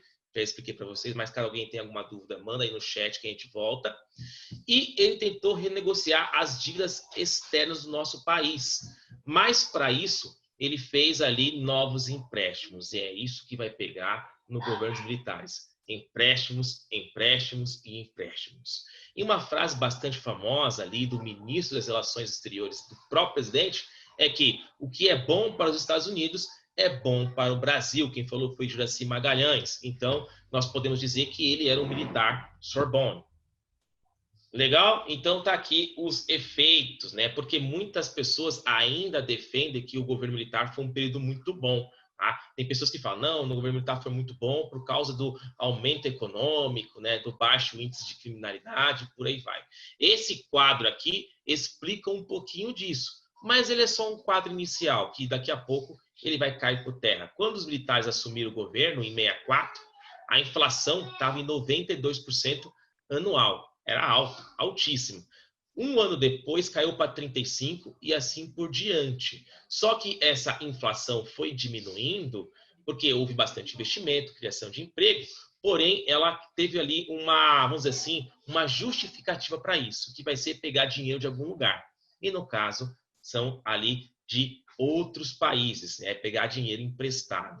Em contrapartida, também tem um crescimento de 11%, 4 anos depois, perdão, vai para de 2,9% a 11,2% de crescimento no nosso país, 4 anos depois que os militares assumiram. Outra justificativa vamos dizer assim, da aceitação dos militares para aqueles mais antigos. Mas calma lá, a gente vai poder discutir um pouco esse negócio aí.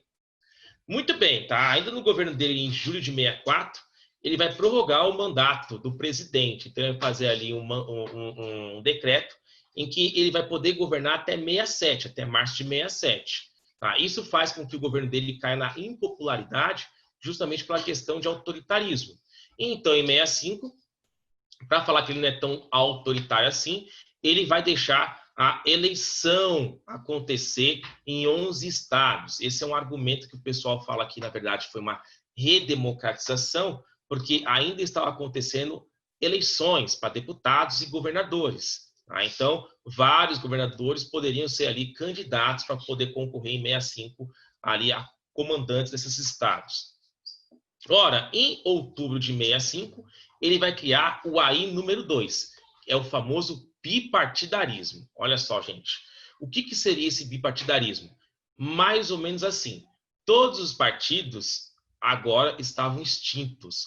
Só vai poder existir 2 partidos, que é o Arena e o MDB. O Arena era ali a Aliança Renovadora Nacional. Era um partido mais ligado aos militares. E o MDB era um movimento democrático brasileiro, mais ligado ali à oposição. Mas alguns dizem que era um partido sim e o outro sim senhor, porque os dois tinham militares envolvidos. Mas não quer dizer que o outro não tinha ali oposição.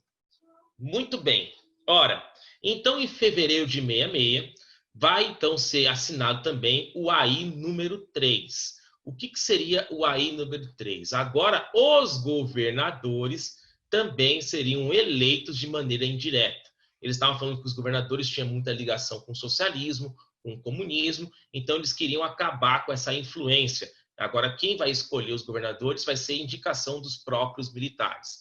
É nessa época que ali a oposição tenta derrubar os militares, formando ali a frente ampla. E você vai ver ali vários oposicionistas compostos ali, por exemplo, por Carlos Lacerda. Olha, Carlos Lacerda vai se unir com JK e João Goulart, o mesmo que os criticou. Vão se unir para tentar derrubar os militares. Legal, hein, gente? Até aí tudo bem? Alguma pergunta, alguma dúvida? Não? Tem alguns assuntos polêmicos para chegar aí, hein? Vamos lá.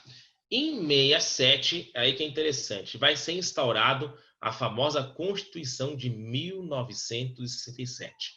Nessa Constituição, aquela tripartição dos poderes cai por terra. Lembra da tripartição dos poderes que era defendida pelos iluministas, no caso ali mais especificamente falando de Montesquieu?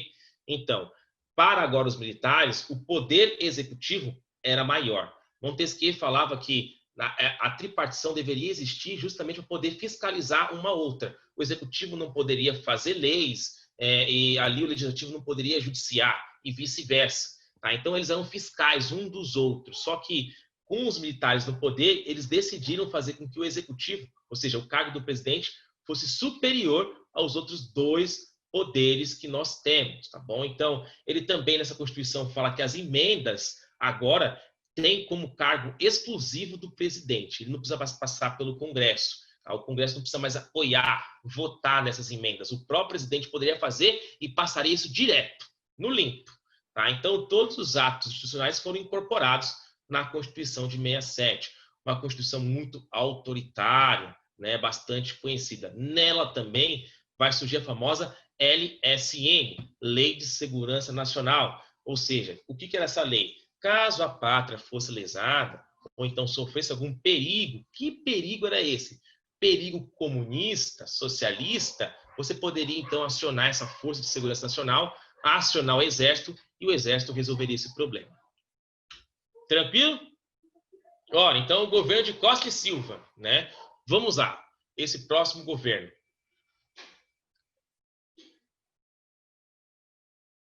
Não é redundante por já existirem? Legal, Álvaro, pergunta legal. O Álvaro perguntou aqui, professor, mas não é já redundante se já existiam?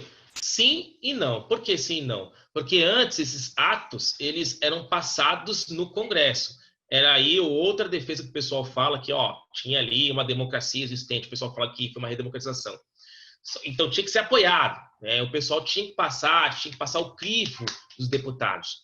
Só que agora, nessa nova Constituição de 67, não precisava mais. O poder executivo era superior aos outros dois poderes, entendeu? Por isso que tem essa importância. Agora, o presidente tinha muito mais autoridade do que todo o Congresso junto.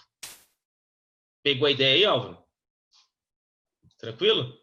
Muito bem, então vamos lá. Costa e Silva, ele já era conhecido como linha dura. O governo dele vai ser de 67 a 69. É no governo dele que várias manifestações vão começar a surgir. As pessoas vão ir à rua, né? Os estudantes vão ir à rua. Eles querem abaixar a ditadura, né? Então, várias manifestações.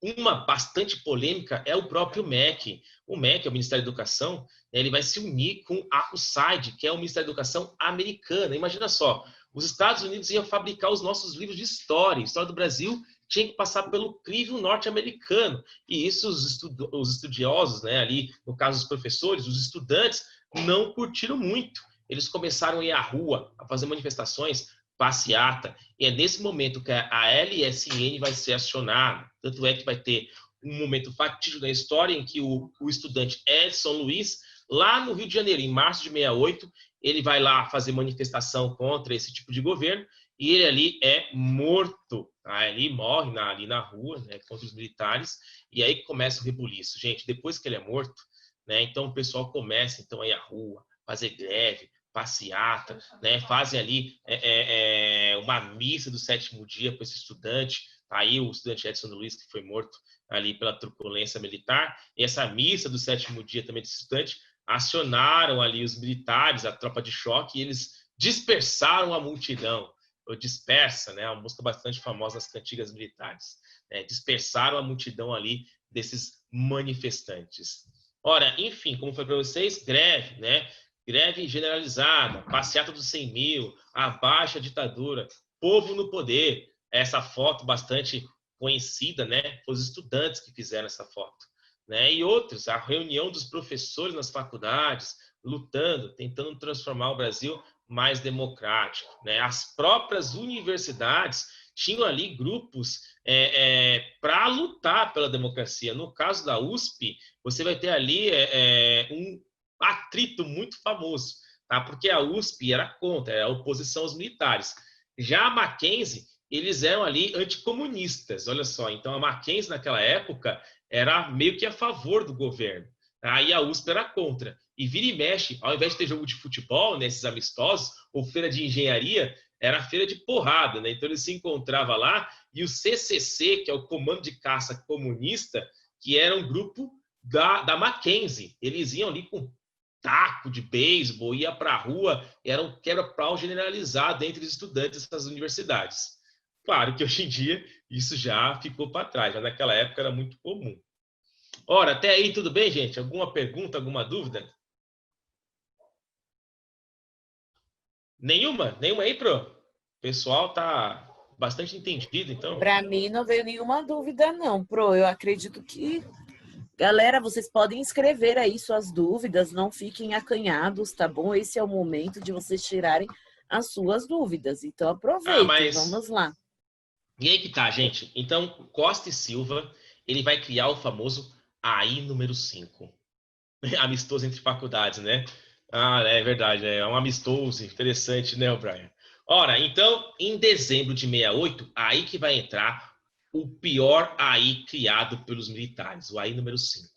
Aqui, gente, é interessante, porque aqui é onde os historiadores que têm os pensamentos diferentes vão se encontrar e dar as mãos. É nesse momento em que o cara que defende ali que foi uma redemocratização fala, não, quando entrou o AI número 5, o Brasil, de fato, virou uma ditadura, né? Até o AI número 4 tá tranquilo, né? Tranquilo entre aspas, né? Tá caminhando ali para uma ditadura. Mas quando começa o número 5, de fato, o pessoal que fala, ó, nesse momento foi uma ditadura, né? Por quê? O que defendia esse AI número 5? Tá? Esse maior instrumento da repressão militar, né? O pretexto desse aí ser feito foi o discurso do deputado Márcio Moreira Alves, do MDB, tá? Que ele estava fazendo uma crítica muito forte ao governo. A resposta para isso foi a criação desse AI.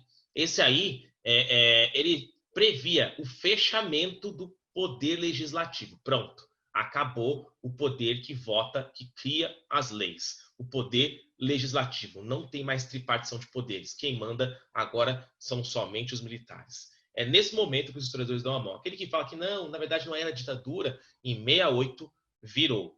Tá? Ah, isso mesmo, também tem, sim, né? Eles afirmaram que estavam iniciando uma ditadura, isso mesmo, né? Essa gravação, fotos, né? O próprio deputado falando que estava virando uma ditadura. Nesse momento não tem como, gente. O cara que defende uma redemocratização, quando ele chega no aí número 5, ele fala, não tem como defender isso. De fato, isso aqui foi o começo para a ditadura.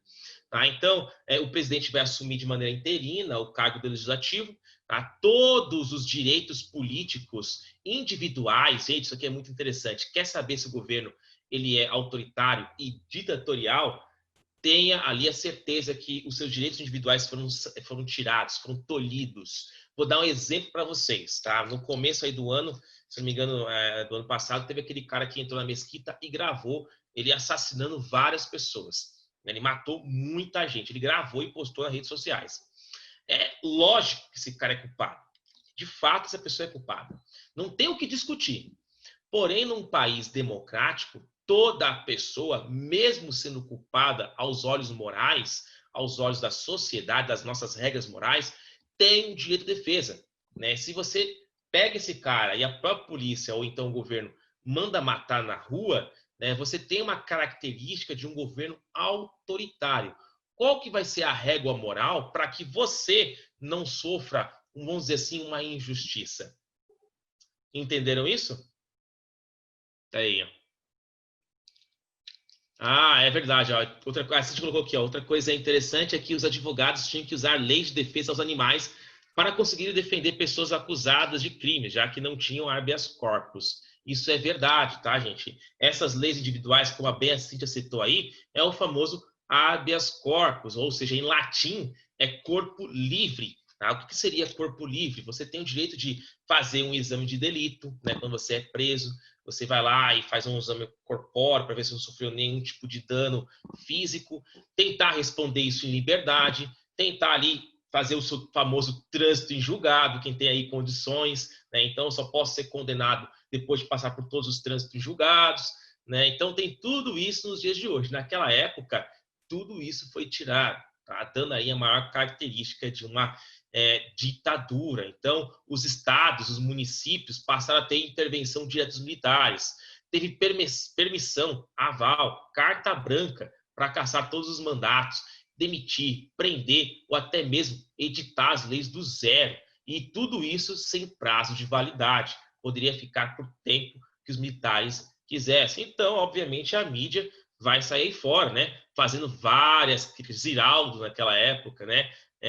Faz várias críticas, né? Faz vários quadrinhos, as Vejas, a revista Veja ali, todos os preços. Assim acabou o congresso que tinha ali organizado pelos estudantes. Aí por aí vai, vários tipos de mecanismo. O próprio deputado Márcio Moreira ali falando e depois o jornal no dia seguinte mostrando ali o governo, né? O governo baixa ato institucional e coloca o congresso em recesso por tempo ilimitado. Ah, sim, disponível sim. Na verdade, todos esses slides eu mando para a Pro, depois ela manda para vocês em particular. Cobrem as suas coordenadoras depois, tá bom? Ó, nesse momento, gente, tem alguma pergunta, Pro? Nenhuma? Nesse momento. É isso mesmo, Pro. Todos os slides vão para as orientadoras e elas disponibilizam para os grupos aí do terceiro ensino médio, tá? Então, dá uma cobradinha aí para a orientadora da sua escola ou a coordenadora, que elas estão com os slides aí, tá bom? Legal. Isso mesmo, pessoal. Então, é nesse momento que vai surgir uma ação mais, vamos dizer assim, revolucionária, focada na ideia marxista, tá? Que vocês também já aprenderam que ideia é essa na questão social, tá? Na teoria de Marx social. Tá? Então, começa a surgir a guerrilha urbana e a guerrilha rural. Tá? A guerrilha, esse conceito de guerrilha, é uma guerra nada tradicional, ou seja, é uma guerra que utiliza todos os artifícios, as manhas possíveis para poder surpreender o inimigo e derrotá-lo, não importa os meios que você vai utilizar. A guerrilha tem essa principal característica. Quem é que nunca assistiu um filme do Rambo, quando ele faz aquelas armadilhas lá, cheias de estacas, pontes, né, para poder ali pegar o inimigo? Pronto, aquilo ali é uma técnica de guerrilha. Você não é ensinado isso na sua escola de formação militar.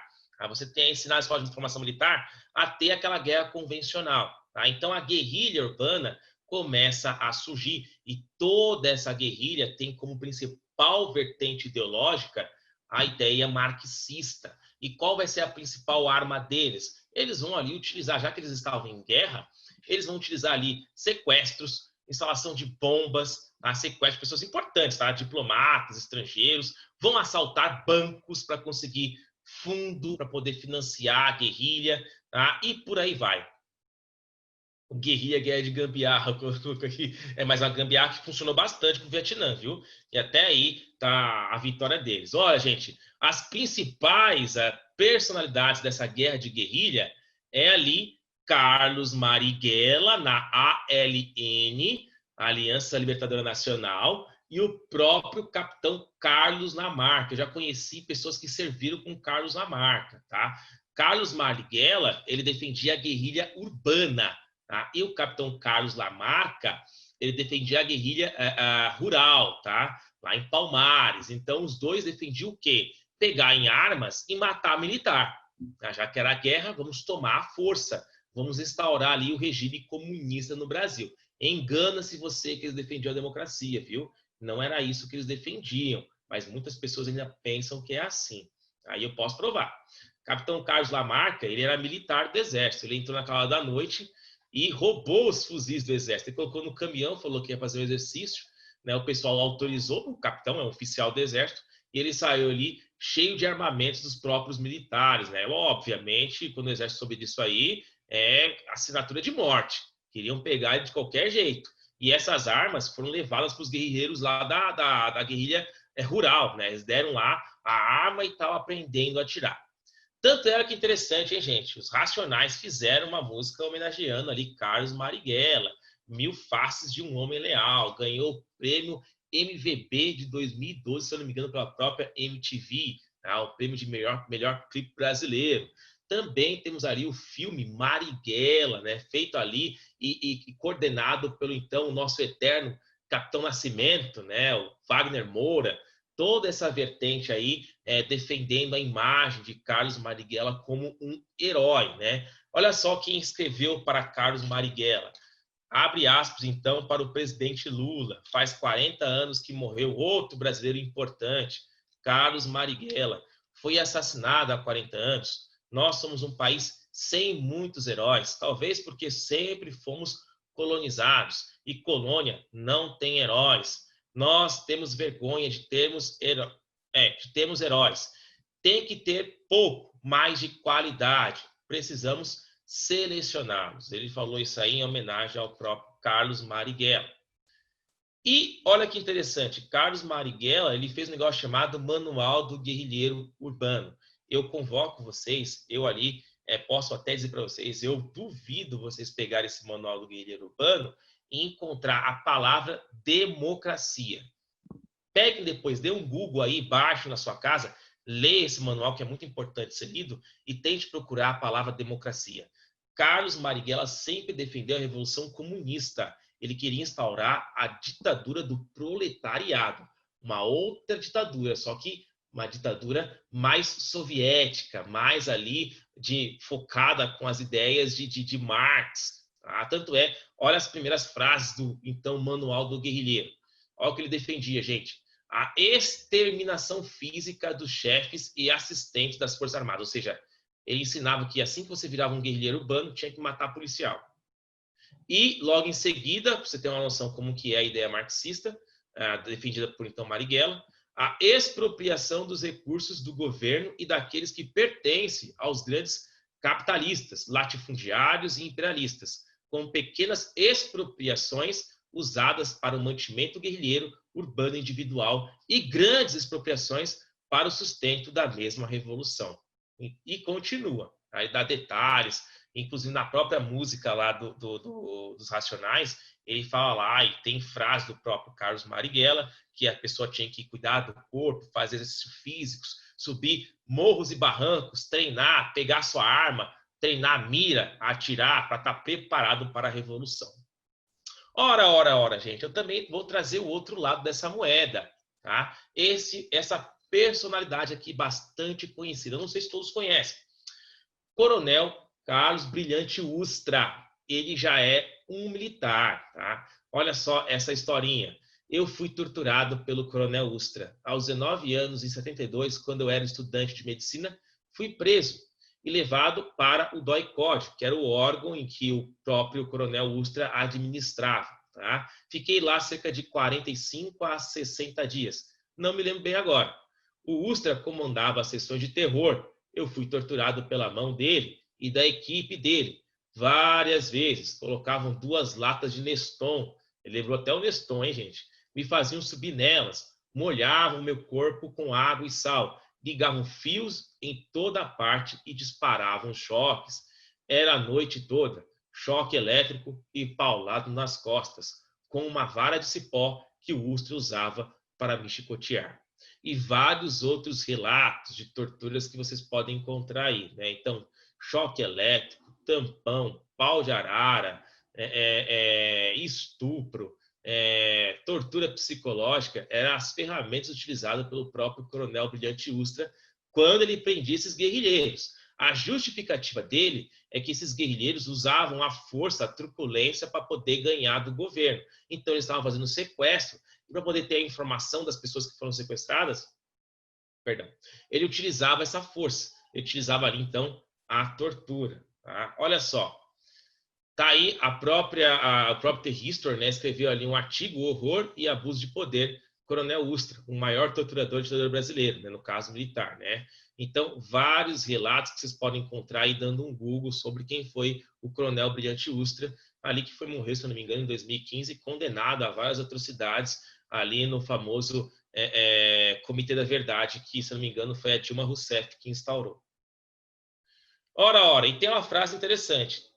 Abre aspas, tenho um coração enorme, sou apaixonada por ela, no caso ali, a viúva do Ustra. Não tive muito contato, mas tive alguns contatos com o marido dela enquanto estava vivo. É um herói nacional que evitou que o Brasil caísse naquilo que a esquerda hoje em dia quer. Adivinhe, quem falou essa frase, gente? E aí, hein? Quem falou essa frase? Alguém consegue mandar aí no grupo? Vamos lá, tem pouco. Vamos lá, quem será que falou essa frase? Eu tenho aqui respostas, deixa eu ver. Ah, mandou aqui. Mandou para você, Pro? Então tá certo aí, vamos lá. Mandou para mim aqui, ó, Fernanda. Bolsonaro, correto, acertou, tá? Foi o nosso, então, atual presidente, Bolsonaro. Eu trouxe para vocês as duas visões, tá, gente? De um lado, você vai ter muitas pessoas considerando o Carlos Marighella um herói pelas condições, tá? Pelo outro lado, o próprio Coronel Ustra vai ser defendido como um herói, porque ele evitou que o comunismo adentrou o país. Eu não tomo lado, não tomo parte de nenhuma das duas ideias. Eu trago para vocês essas duas ideias para vocês buscarem, para vocês serem críticos, tá? Para vocês aí buscar a própria informação a partir dos seus conhecimentos. Não caiam na ladainha, não caiam na ideia dos professores de faculdades que tentam impor em você vários tipos de ideologias. Busquem as suas ideias. Sejam céticos, sejam críticos e não sejam doutrinados. E é por isso que eu mostro 2 pontos de vista para vocês. E aí vocês que escolhem, né? O importante é não ser doutrinado, tá? A Vitória mandou, professor, eu sei que já deveria saber disso, mas não sei 100% qual a diferença de direita, esquerda e o Brasil, de que lado ele está. Eu já te respondo isso, tá bom, Vitória? Olha só, eu deixei essa frase aqui bastante famosa para vocês, tá? Essa frase eu acho que resume bem o que eu quero que vocês peguem na aula, nessa parte da aula de hoje, tá? A ideologia pode atrair os entediados da classe culta, que se desligaram da religião e da comunidade, e que desejam exercer poder. A ideologia pode encantar jovens parcamente educados, que, em sua solidão, se mostram prontos a projetar um entusiasmo latente em qualquer causa excitante, e violenta. E as promessas dos ideólogos podem arregimentar seguidores dentre os grupos sociais postos contra a parede, ainda que tais recrutas possam não entender quase nada das doutrinas dos ideólogos. A ideologia é a política da irracionalidade apaixonada. Quem escreveu isso aí foi o próprio Russell Kirk. Então, pessoal, busquem os seus próprios conhecimentos, tá bom? Temos várias visões históricas. Infelizmente, apenas na sala de aula é passada uma, e é por isso que eu estou mostrando as duas para vocês aqui na aula de hoje. Mas, enfim, só para poder responder a pergunta da Vitória, esquerda, tá bom? É mais focada com a ideia do proletariado, a ideia, vamos dizer assim, dos meios de produção pertencer ao povo, do Estado mais centralizado, mais robusto, tá? Revolucionário. A direita defende os meios de produções privados, em que as empresas e os meios individuais são muito mais importantes até mesmo que os meios coletivos. Tá bom? Essa é a maneira mais resumida que eu posso passar para vocês. Olha, muito bem, valeu, Álvaro, legal mesmo, tá? Então, pegue essa frase e guarde no coração, pessoal. Eu faço para vocês porque vocês vão entrar na faculdade e é cheio de doutrinação as faculdades, gente. E como professor, eu sou obrigado a mostrar isso para vocês, porque eu acho que a defesa da vida, a defesa do seu intelecto é muito mais importante do que as ideologias que vão ser passadas para vocês. Então, busquem sempre criticar. Sejam céticos sempre. Tá? Busquem a resposta por vocês mesmos. Muito bem, continuando aqui a aula, que também não tem muito tempo, porque infelizmente eu acho que não vai dar tempo de terminar essa matéria. Termina na próxima aula. Tá? Então, a guerrilha, né, de Carlos Marighella e Lamarca, como que funcionava? Eles sequestraram ali o embaixador do americano para poder ali soltar alguns prisioneiros. Tá? Então, eles faziam essas trocas. Tentavam ali sequestrar alguém, para depois ali fazer uma barganha e ali soltar os seus amigos revolucionários. Assaltar um banquinho aqui, colocar uma bombinha ali, e aí eles continuavam sustentando a guerrilha deles comunista. Ora, em agosto de 69, Costa e Silva, ele adoece. E isso é constitucional. Se o presidente não estiver disposto, sem condições de saúde física ou mental, ele é afastado. Tá? É assim até os dias de hoje. Tá? E Costa e Silva, aconteceu isso. Está aqui o boletim médico dele. Ele é afastado. Quem assume o lugar dele vai ser o vice, que é ali Pedro Aleixo. Só que, gente, a junta militar não poderia deixar ali uma pessoa que não fazia parte da alcunha militar assumir o Brasil. A junta militar, para você que não sabe o que é a junção do Exército, Marinha e Aeronáutica. Eles se reúnem e decidem, então, controlar o Brasil de agosto a outubro de 69. Tá? E eles vão ser os 3 presidentes brasileiros depois de Costa Silva ser separado. Obviamente, vai ser eleito um novo presidente. E esse, então, é o próprio Médici, também conhecido como linha dura. É nesse momento que vai ter o auge da ditadura. E quando eu falo isso, eu não falo como uma coisa boa, tá bom? Eu falo como auge de perseguição, de truculência e por aí vai. Eles defendiam um governo binômio. O que é um governo binômio? Olha só, se vocês já se depararam com esse tipo de discurso até os dias de hoje. É um governo em que a segurança vai ficar para o Exército. O Exército é responsável em defender 100% a pátria. E o desenvolvimento vai ficar com os tecnocratas. Quem são esses tecnocratas? São pessoas que, para assumir os cargos de grande importância, os ministros, esses cargos muito fortes do nosso país, tinham que ser pessoas daquela área, pessoas cultas. Eu não posso colocar um cara no Ministério da Educação se ele nunca soube ali dar uma aula em sala de aula. Não foi em nenhum momento um professor. Né? Então, um cara que tem que ter ali um currículo decente e legal para poder assumir o cargo de ministro da Educação. Mesma coisa da ciência, né? Vou pegar um Zezinho aqui da esquina, que não tem nenhum currículo de cientista, né? Ou seja, que não tem arcabouço intelectual ou então condições intelectuais para poder assumir aquele cargo. Nos militares, não. Para poder assumir o cargo, você deveria ser o quê? Uma pessoa especialista, ou também conhecida como tecnocrata. Tranquilo?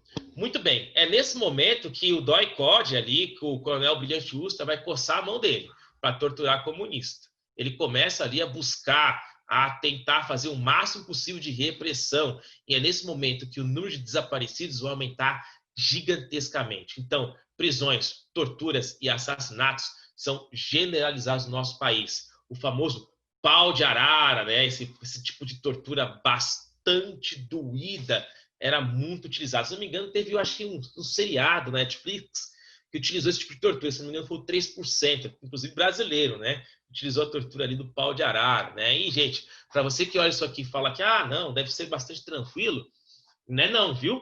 Você ficar nessa posição durante dias, rompe ligamento, destrói a coluna, sem falar que também é tipo um conjunto, sabe? É um combo. Ganhou o pau de arara, ganhou junto ali choque elétrico, tampão, ficar molhado ali a noite inteira, tortura psicológica. O pau de arara só seria a sua cadeira para sofrer as outras torturas, enquanto você já é torturado pelo mesmo, tá bom?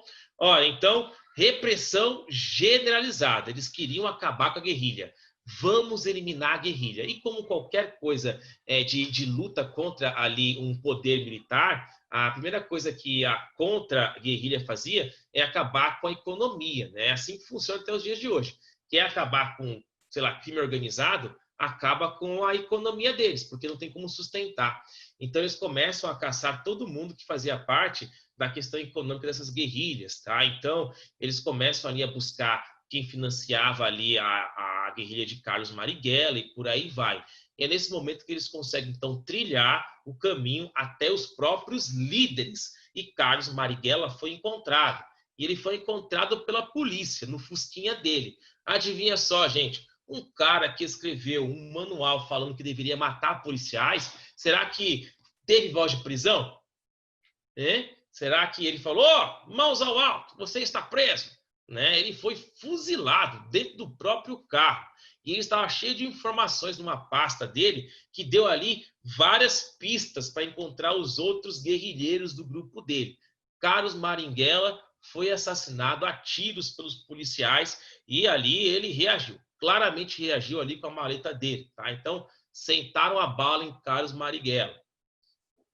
Próximo que vai ser caçado e morto, Carlos Lamarca, tá? Na guerrilha ali rural. Inclusive, essa guerrilha rural ficou há muito tempo na história sendo ali mentida pelos militares. Falaram, não, nós nunca enfrentamos ali a guerrilha do Araguaia, nunca matamos ali o pessoal da guerrilha rural, até ser encontradas as valas comuns em que foram enterrados os corpos dos guerrilheiros. Aí não teve como, né? A Comissão da Verdade caiu matando, né? Ali o pessoal que perdeu os filhos, perderam pais, que perderam irmãos, perderam ali a justiça, tá? Então, qualquer repressão, né? Perdão, qualquer manifestação anti-governo era reprimida, né? Então, o pau comeu, né? Tava na rua falando abaixo da ditadura, o pessoal acionava a polícia, acionava o exército e você voltava para casa ali com bastante roxo, ou não voltava.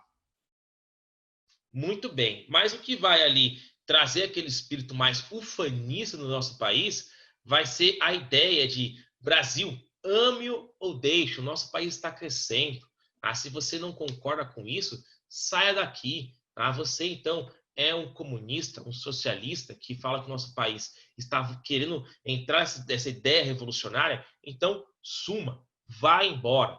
Então, a popularidade da censura e da propaganda começa a ganhar bastante notoriedade. O que vai ajudar também o Brasil, vamos dizer assim, nesse tempo dos militares, é que a rádio, os jornais, ali as revistas, começam a ser vigiadas de pertinho, tá? Então, outra característica de um governo autoritário, ditatorial, ou seja, o controle dos meios de comunicações. E isso estava bastante explícito no governo dos militares. Então, rádio, revista, sempre tinha que noticiar alguma coisa a favor do governo ou em busca dos guerrilheiros. Por exemplo, a Veja lançou lá, procura-se Carlos Marighella, né? Então, opa, não posso colocar aqui criticando os militares, não, senão o pessoal da edição ia ser preso. E ia mesmo.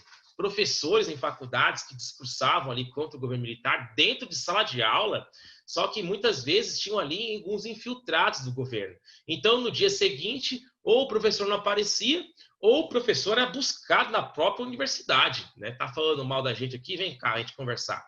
Né? Então, a Folha da Tarde falou, terror, metralhado e morto, outro fascínora, ou seja, outro terrorista, que era outro nome que eles colocaram ali a todo mundo que era contra o governo e participava das guerrilhas. Veja, o presidente não admite as torturas, não existe tortura nenhuma.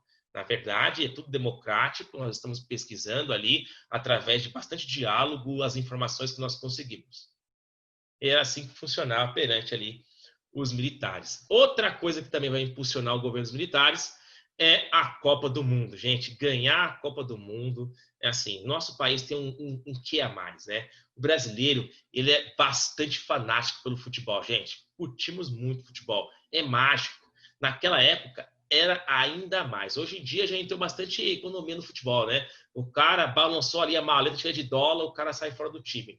Naquela época não, né? Então o time, você ficava até morrer o jogador, né? Até aposentar, era aquele time para sempre, né? Então aquele amor pelo futebol, eu acho que no passado tinha um quê a mais que nos dias de hoje, que tem uma questão muito mais econômica. Não quer dizer que hoje o pessoal ainda não curte bastante, mas naquela época, no meio da cadeia, parava ali para os presidiários e os carcereiros assistirem ali o jogo. O negócio era, assim, bastante mágico, né? E o Brasil ganhar a Copa, isso ajudou muito a moral do governo militar. Tá? Então, Médici vai lá receber a taça juntamente com Zagallo, né? Carlos Alberto aqui desse lado, o próprio presidente levantando a taça. Ó, tá vendo só? Ganhamos. Era praticamente uma política do pão e circo, né? Ó, tem bastante problema aqui no nosso país. Ah, toma a taça aqui, ó, fica quieto. Infelizmente, a nossa aula vai ter que findar por aqui, porque não tem muito tempo. Eu deixo agora esses últimos 3 minutinhos para alguma pergunta. Eu tinha algumas perguntas hoje para vocês, para poder sortear alguma coisa, mas, infelizmente, já chegou aí às 8h27, não tenho tempo de continuar essa aula, é bastante extensa. Pessoal, alguma pergunta, alguma dúvida? Entenderam legal o assunto? Tem alguma colocação? Concordo, não concordo? Falem agora, hein? Professor, só porque eu participei hoje não tem pergunta para poder eu ganhar o presente, né? O prêmio aí. Tava doida para ganhar um presente, mas não deu certo, viu? Não, eu ia colocar aqui, ó, um speaker, né? A caixinha de som aqui, ó, para vocês. Olha só que maneiro. Mas que não dá beleza. tempo. E aí, Semana pessoal? que vem. Semana que Vamos vem lá, eu continuo. pessoal. Então, tranquilo, né? Acho que A ditadura do proletariado, ditadura comunista existe. Quem colocou ali é o Fernando, né? Que cortou para mim, acho que sim. Então, a Fernanda, desculpa, Fernanda Azevedo, né? Então, a ideia da ditadura do proletariado é a ideia da revolução esquerdista, tá? Ou seja, eu pego o poder do chão de fábrica, da pessoa que recebe salário e transforma essa pessoa em uma revolucionária e ela vai se unir com várias outras pessoas e fazer o quê? Uma revolução. Tá? Vão pegar ali e vão derrubar o governo.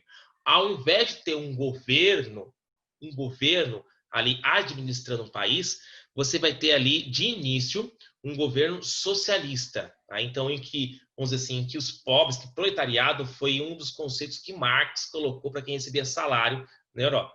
Tá? Então, o pessoal que recebe esse salário vai se unir e vai colocar ali um governo socialista. De início, esse governo socialista ia administrar o governo, tá? Administrar o governo até não ter mais governo. Como assim, professor? Ou seja, eles iam tirar os meios de produção de pessoas privadas e ia distribuir para o povo. Não teria mais classes sociais. Todos agora vão trabalhar em nome de uma coisa só. Todo mundo. Tá? Ou seja, o bem do povo. Tá? Então, você vai ter um governo, um país, no caso, em que não tem mais classes sociais. Tá? Então, em que o povo trabalha em prol do próprio povo. Essa ali, vamos dizer assim, a ditadura do proletariado. Não se aceita outro tipo de ideologia sem ser essa. Mas para que isso possa acontecer, eu tenho que primeiro passar por essa revolução, porque afinal de contas, o cara que detém ali a empresa não vai me dar de mãos beijadas, vou ter que tomar dele. E eu vou tomar isso aí geralmente através da força do exército. E acontece ali guerras, né? Pronto, foi instaurado ali o governo socialista. O que acontece agora? Tem que caminhar para o comunismo. Ou seja, ao invés de ter um governo, o governo vai ser deposto, quando chegar num nível bacana, ele é deposto, aí entra o comunismo. Não se tem mais governo, tem agora o proletariado, ou seja, o povo administrando o país. É isso mesmo. Entendeu? É isso mesmo, Fernanda. Legal, pessoal? É isso mesmo, Fernando. Só repete aí o que o Fernando colocou, porque o pessoal ficou na curiosidade. Ah, isso. Sim, aí a Fernanda colocou aí. A Fernanda colocou aqui, ó. É certo dizer, então, que o socialismo é o caminho para o comunismo? É certo. Tá? Essa é a ideia do socialismo, no caso do socialismo, é chegar ali ao nível 2, que é o comunismo, em que não se tem mais governo, em que o proletariado assume o governo.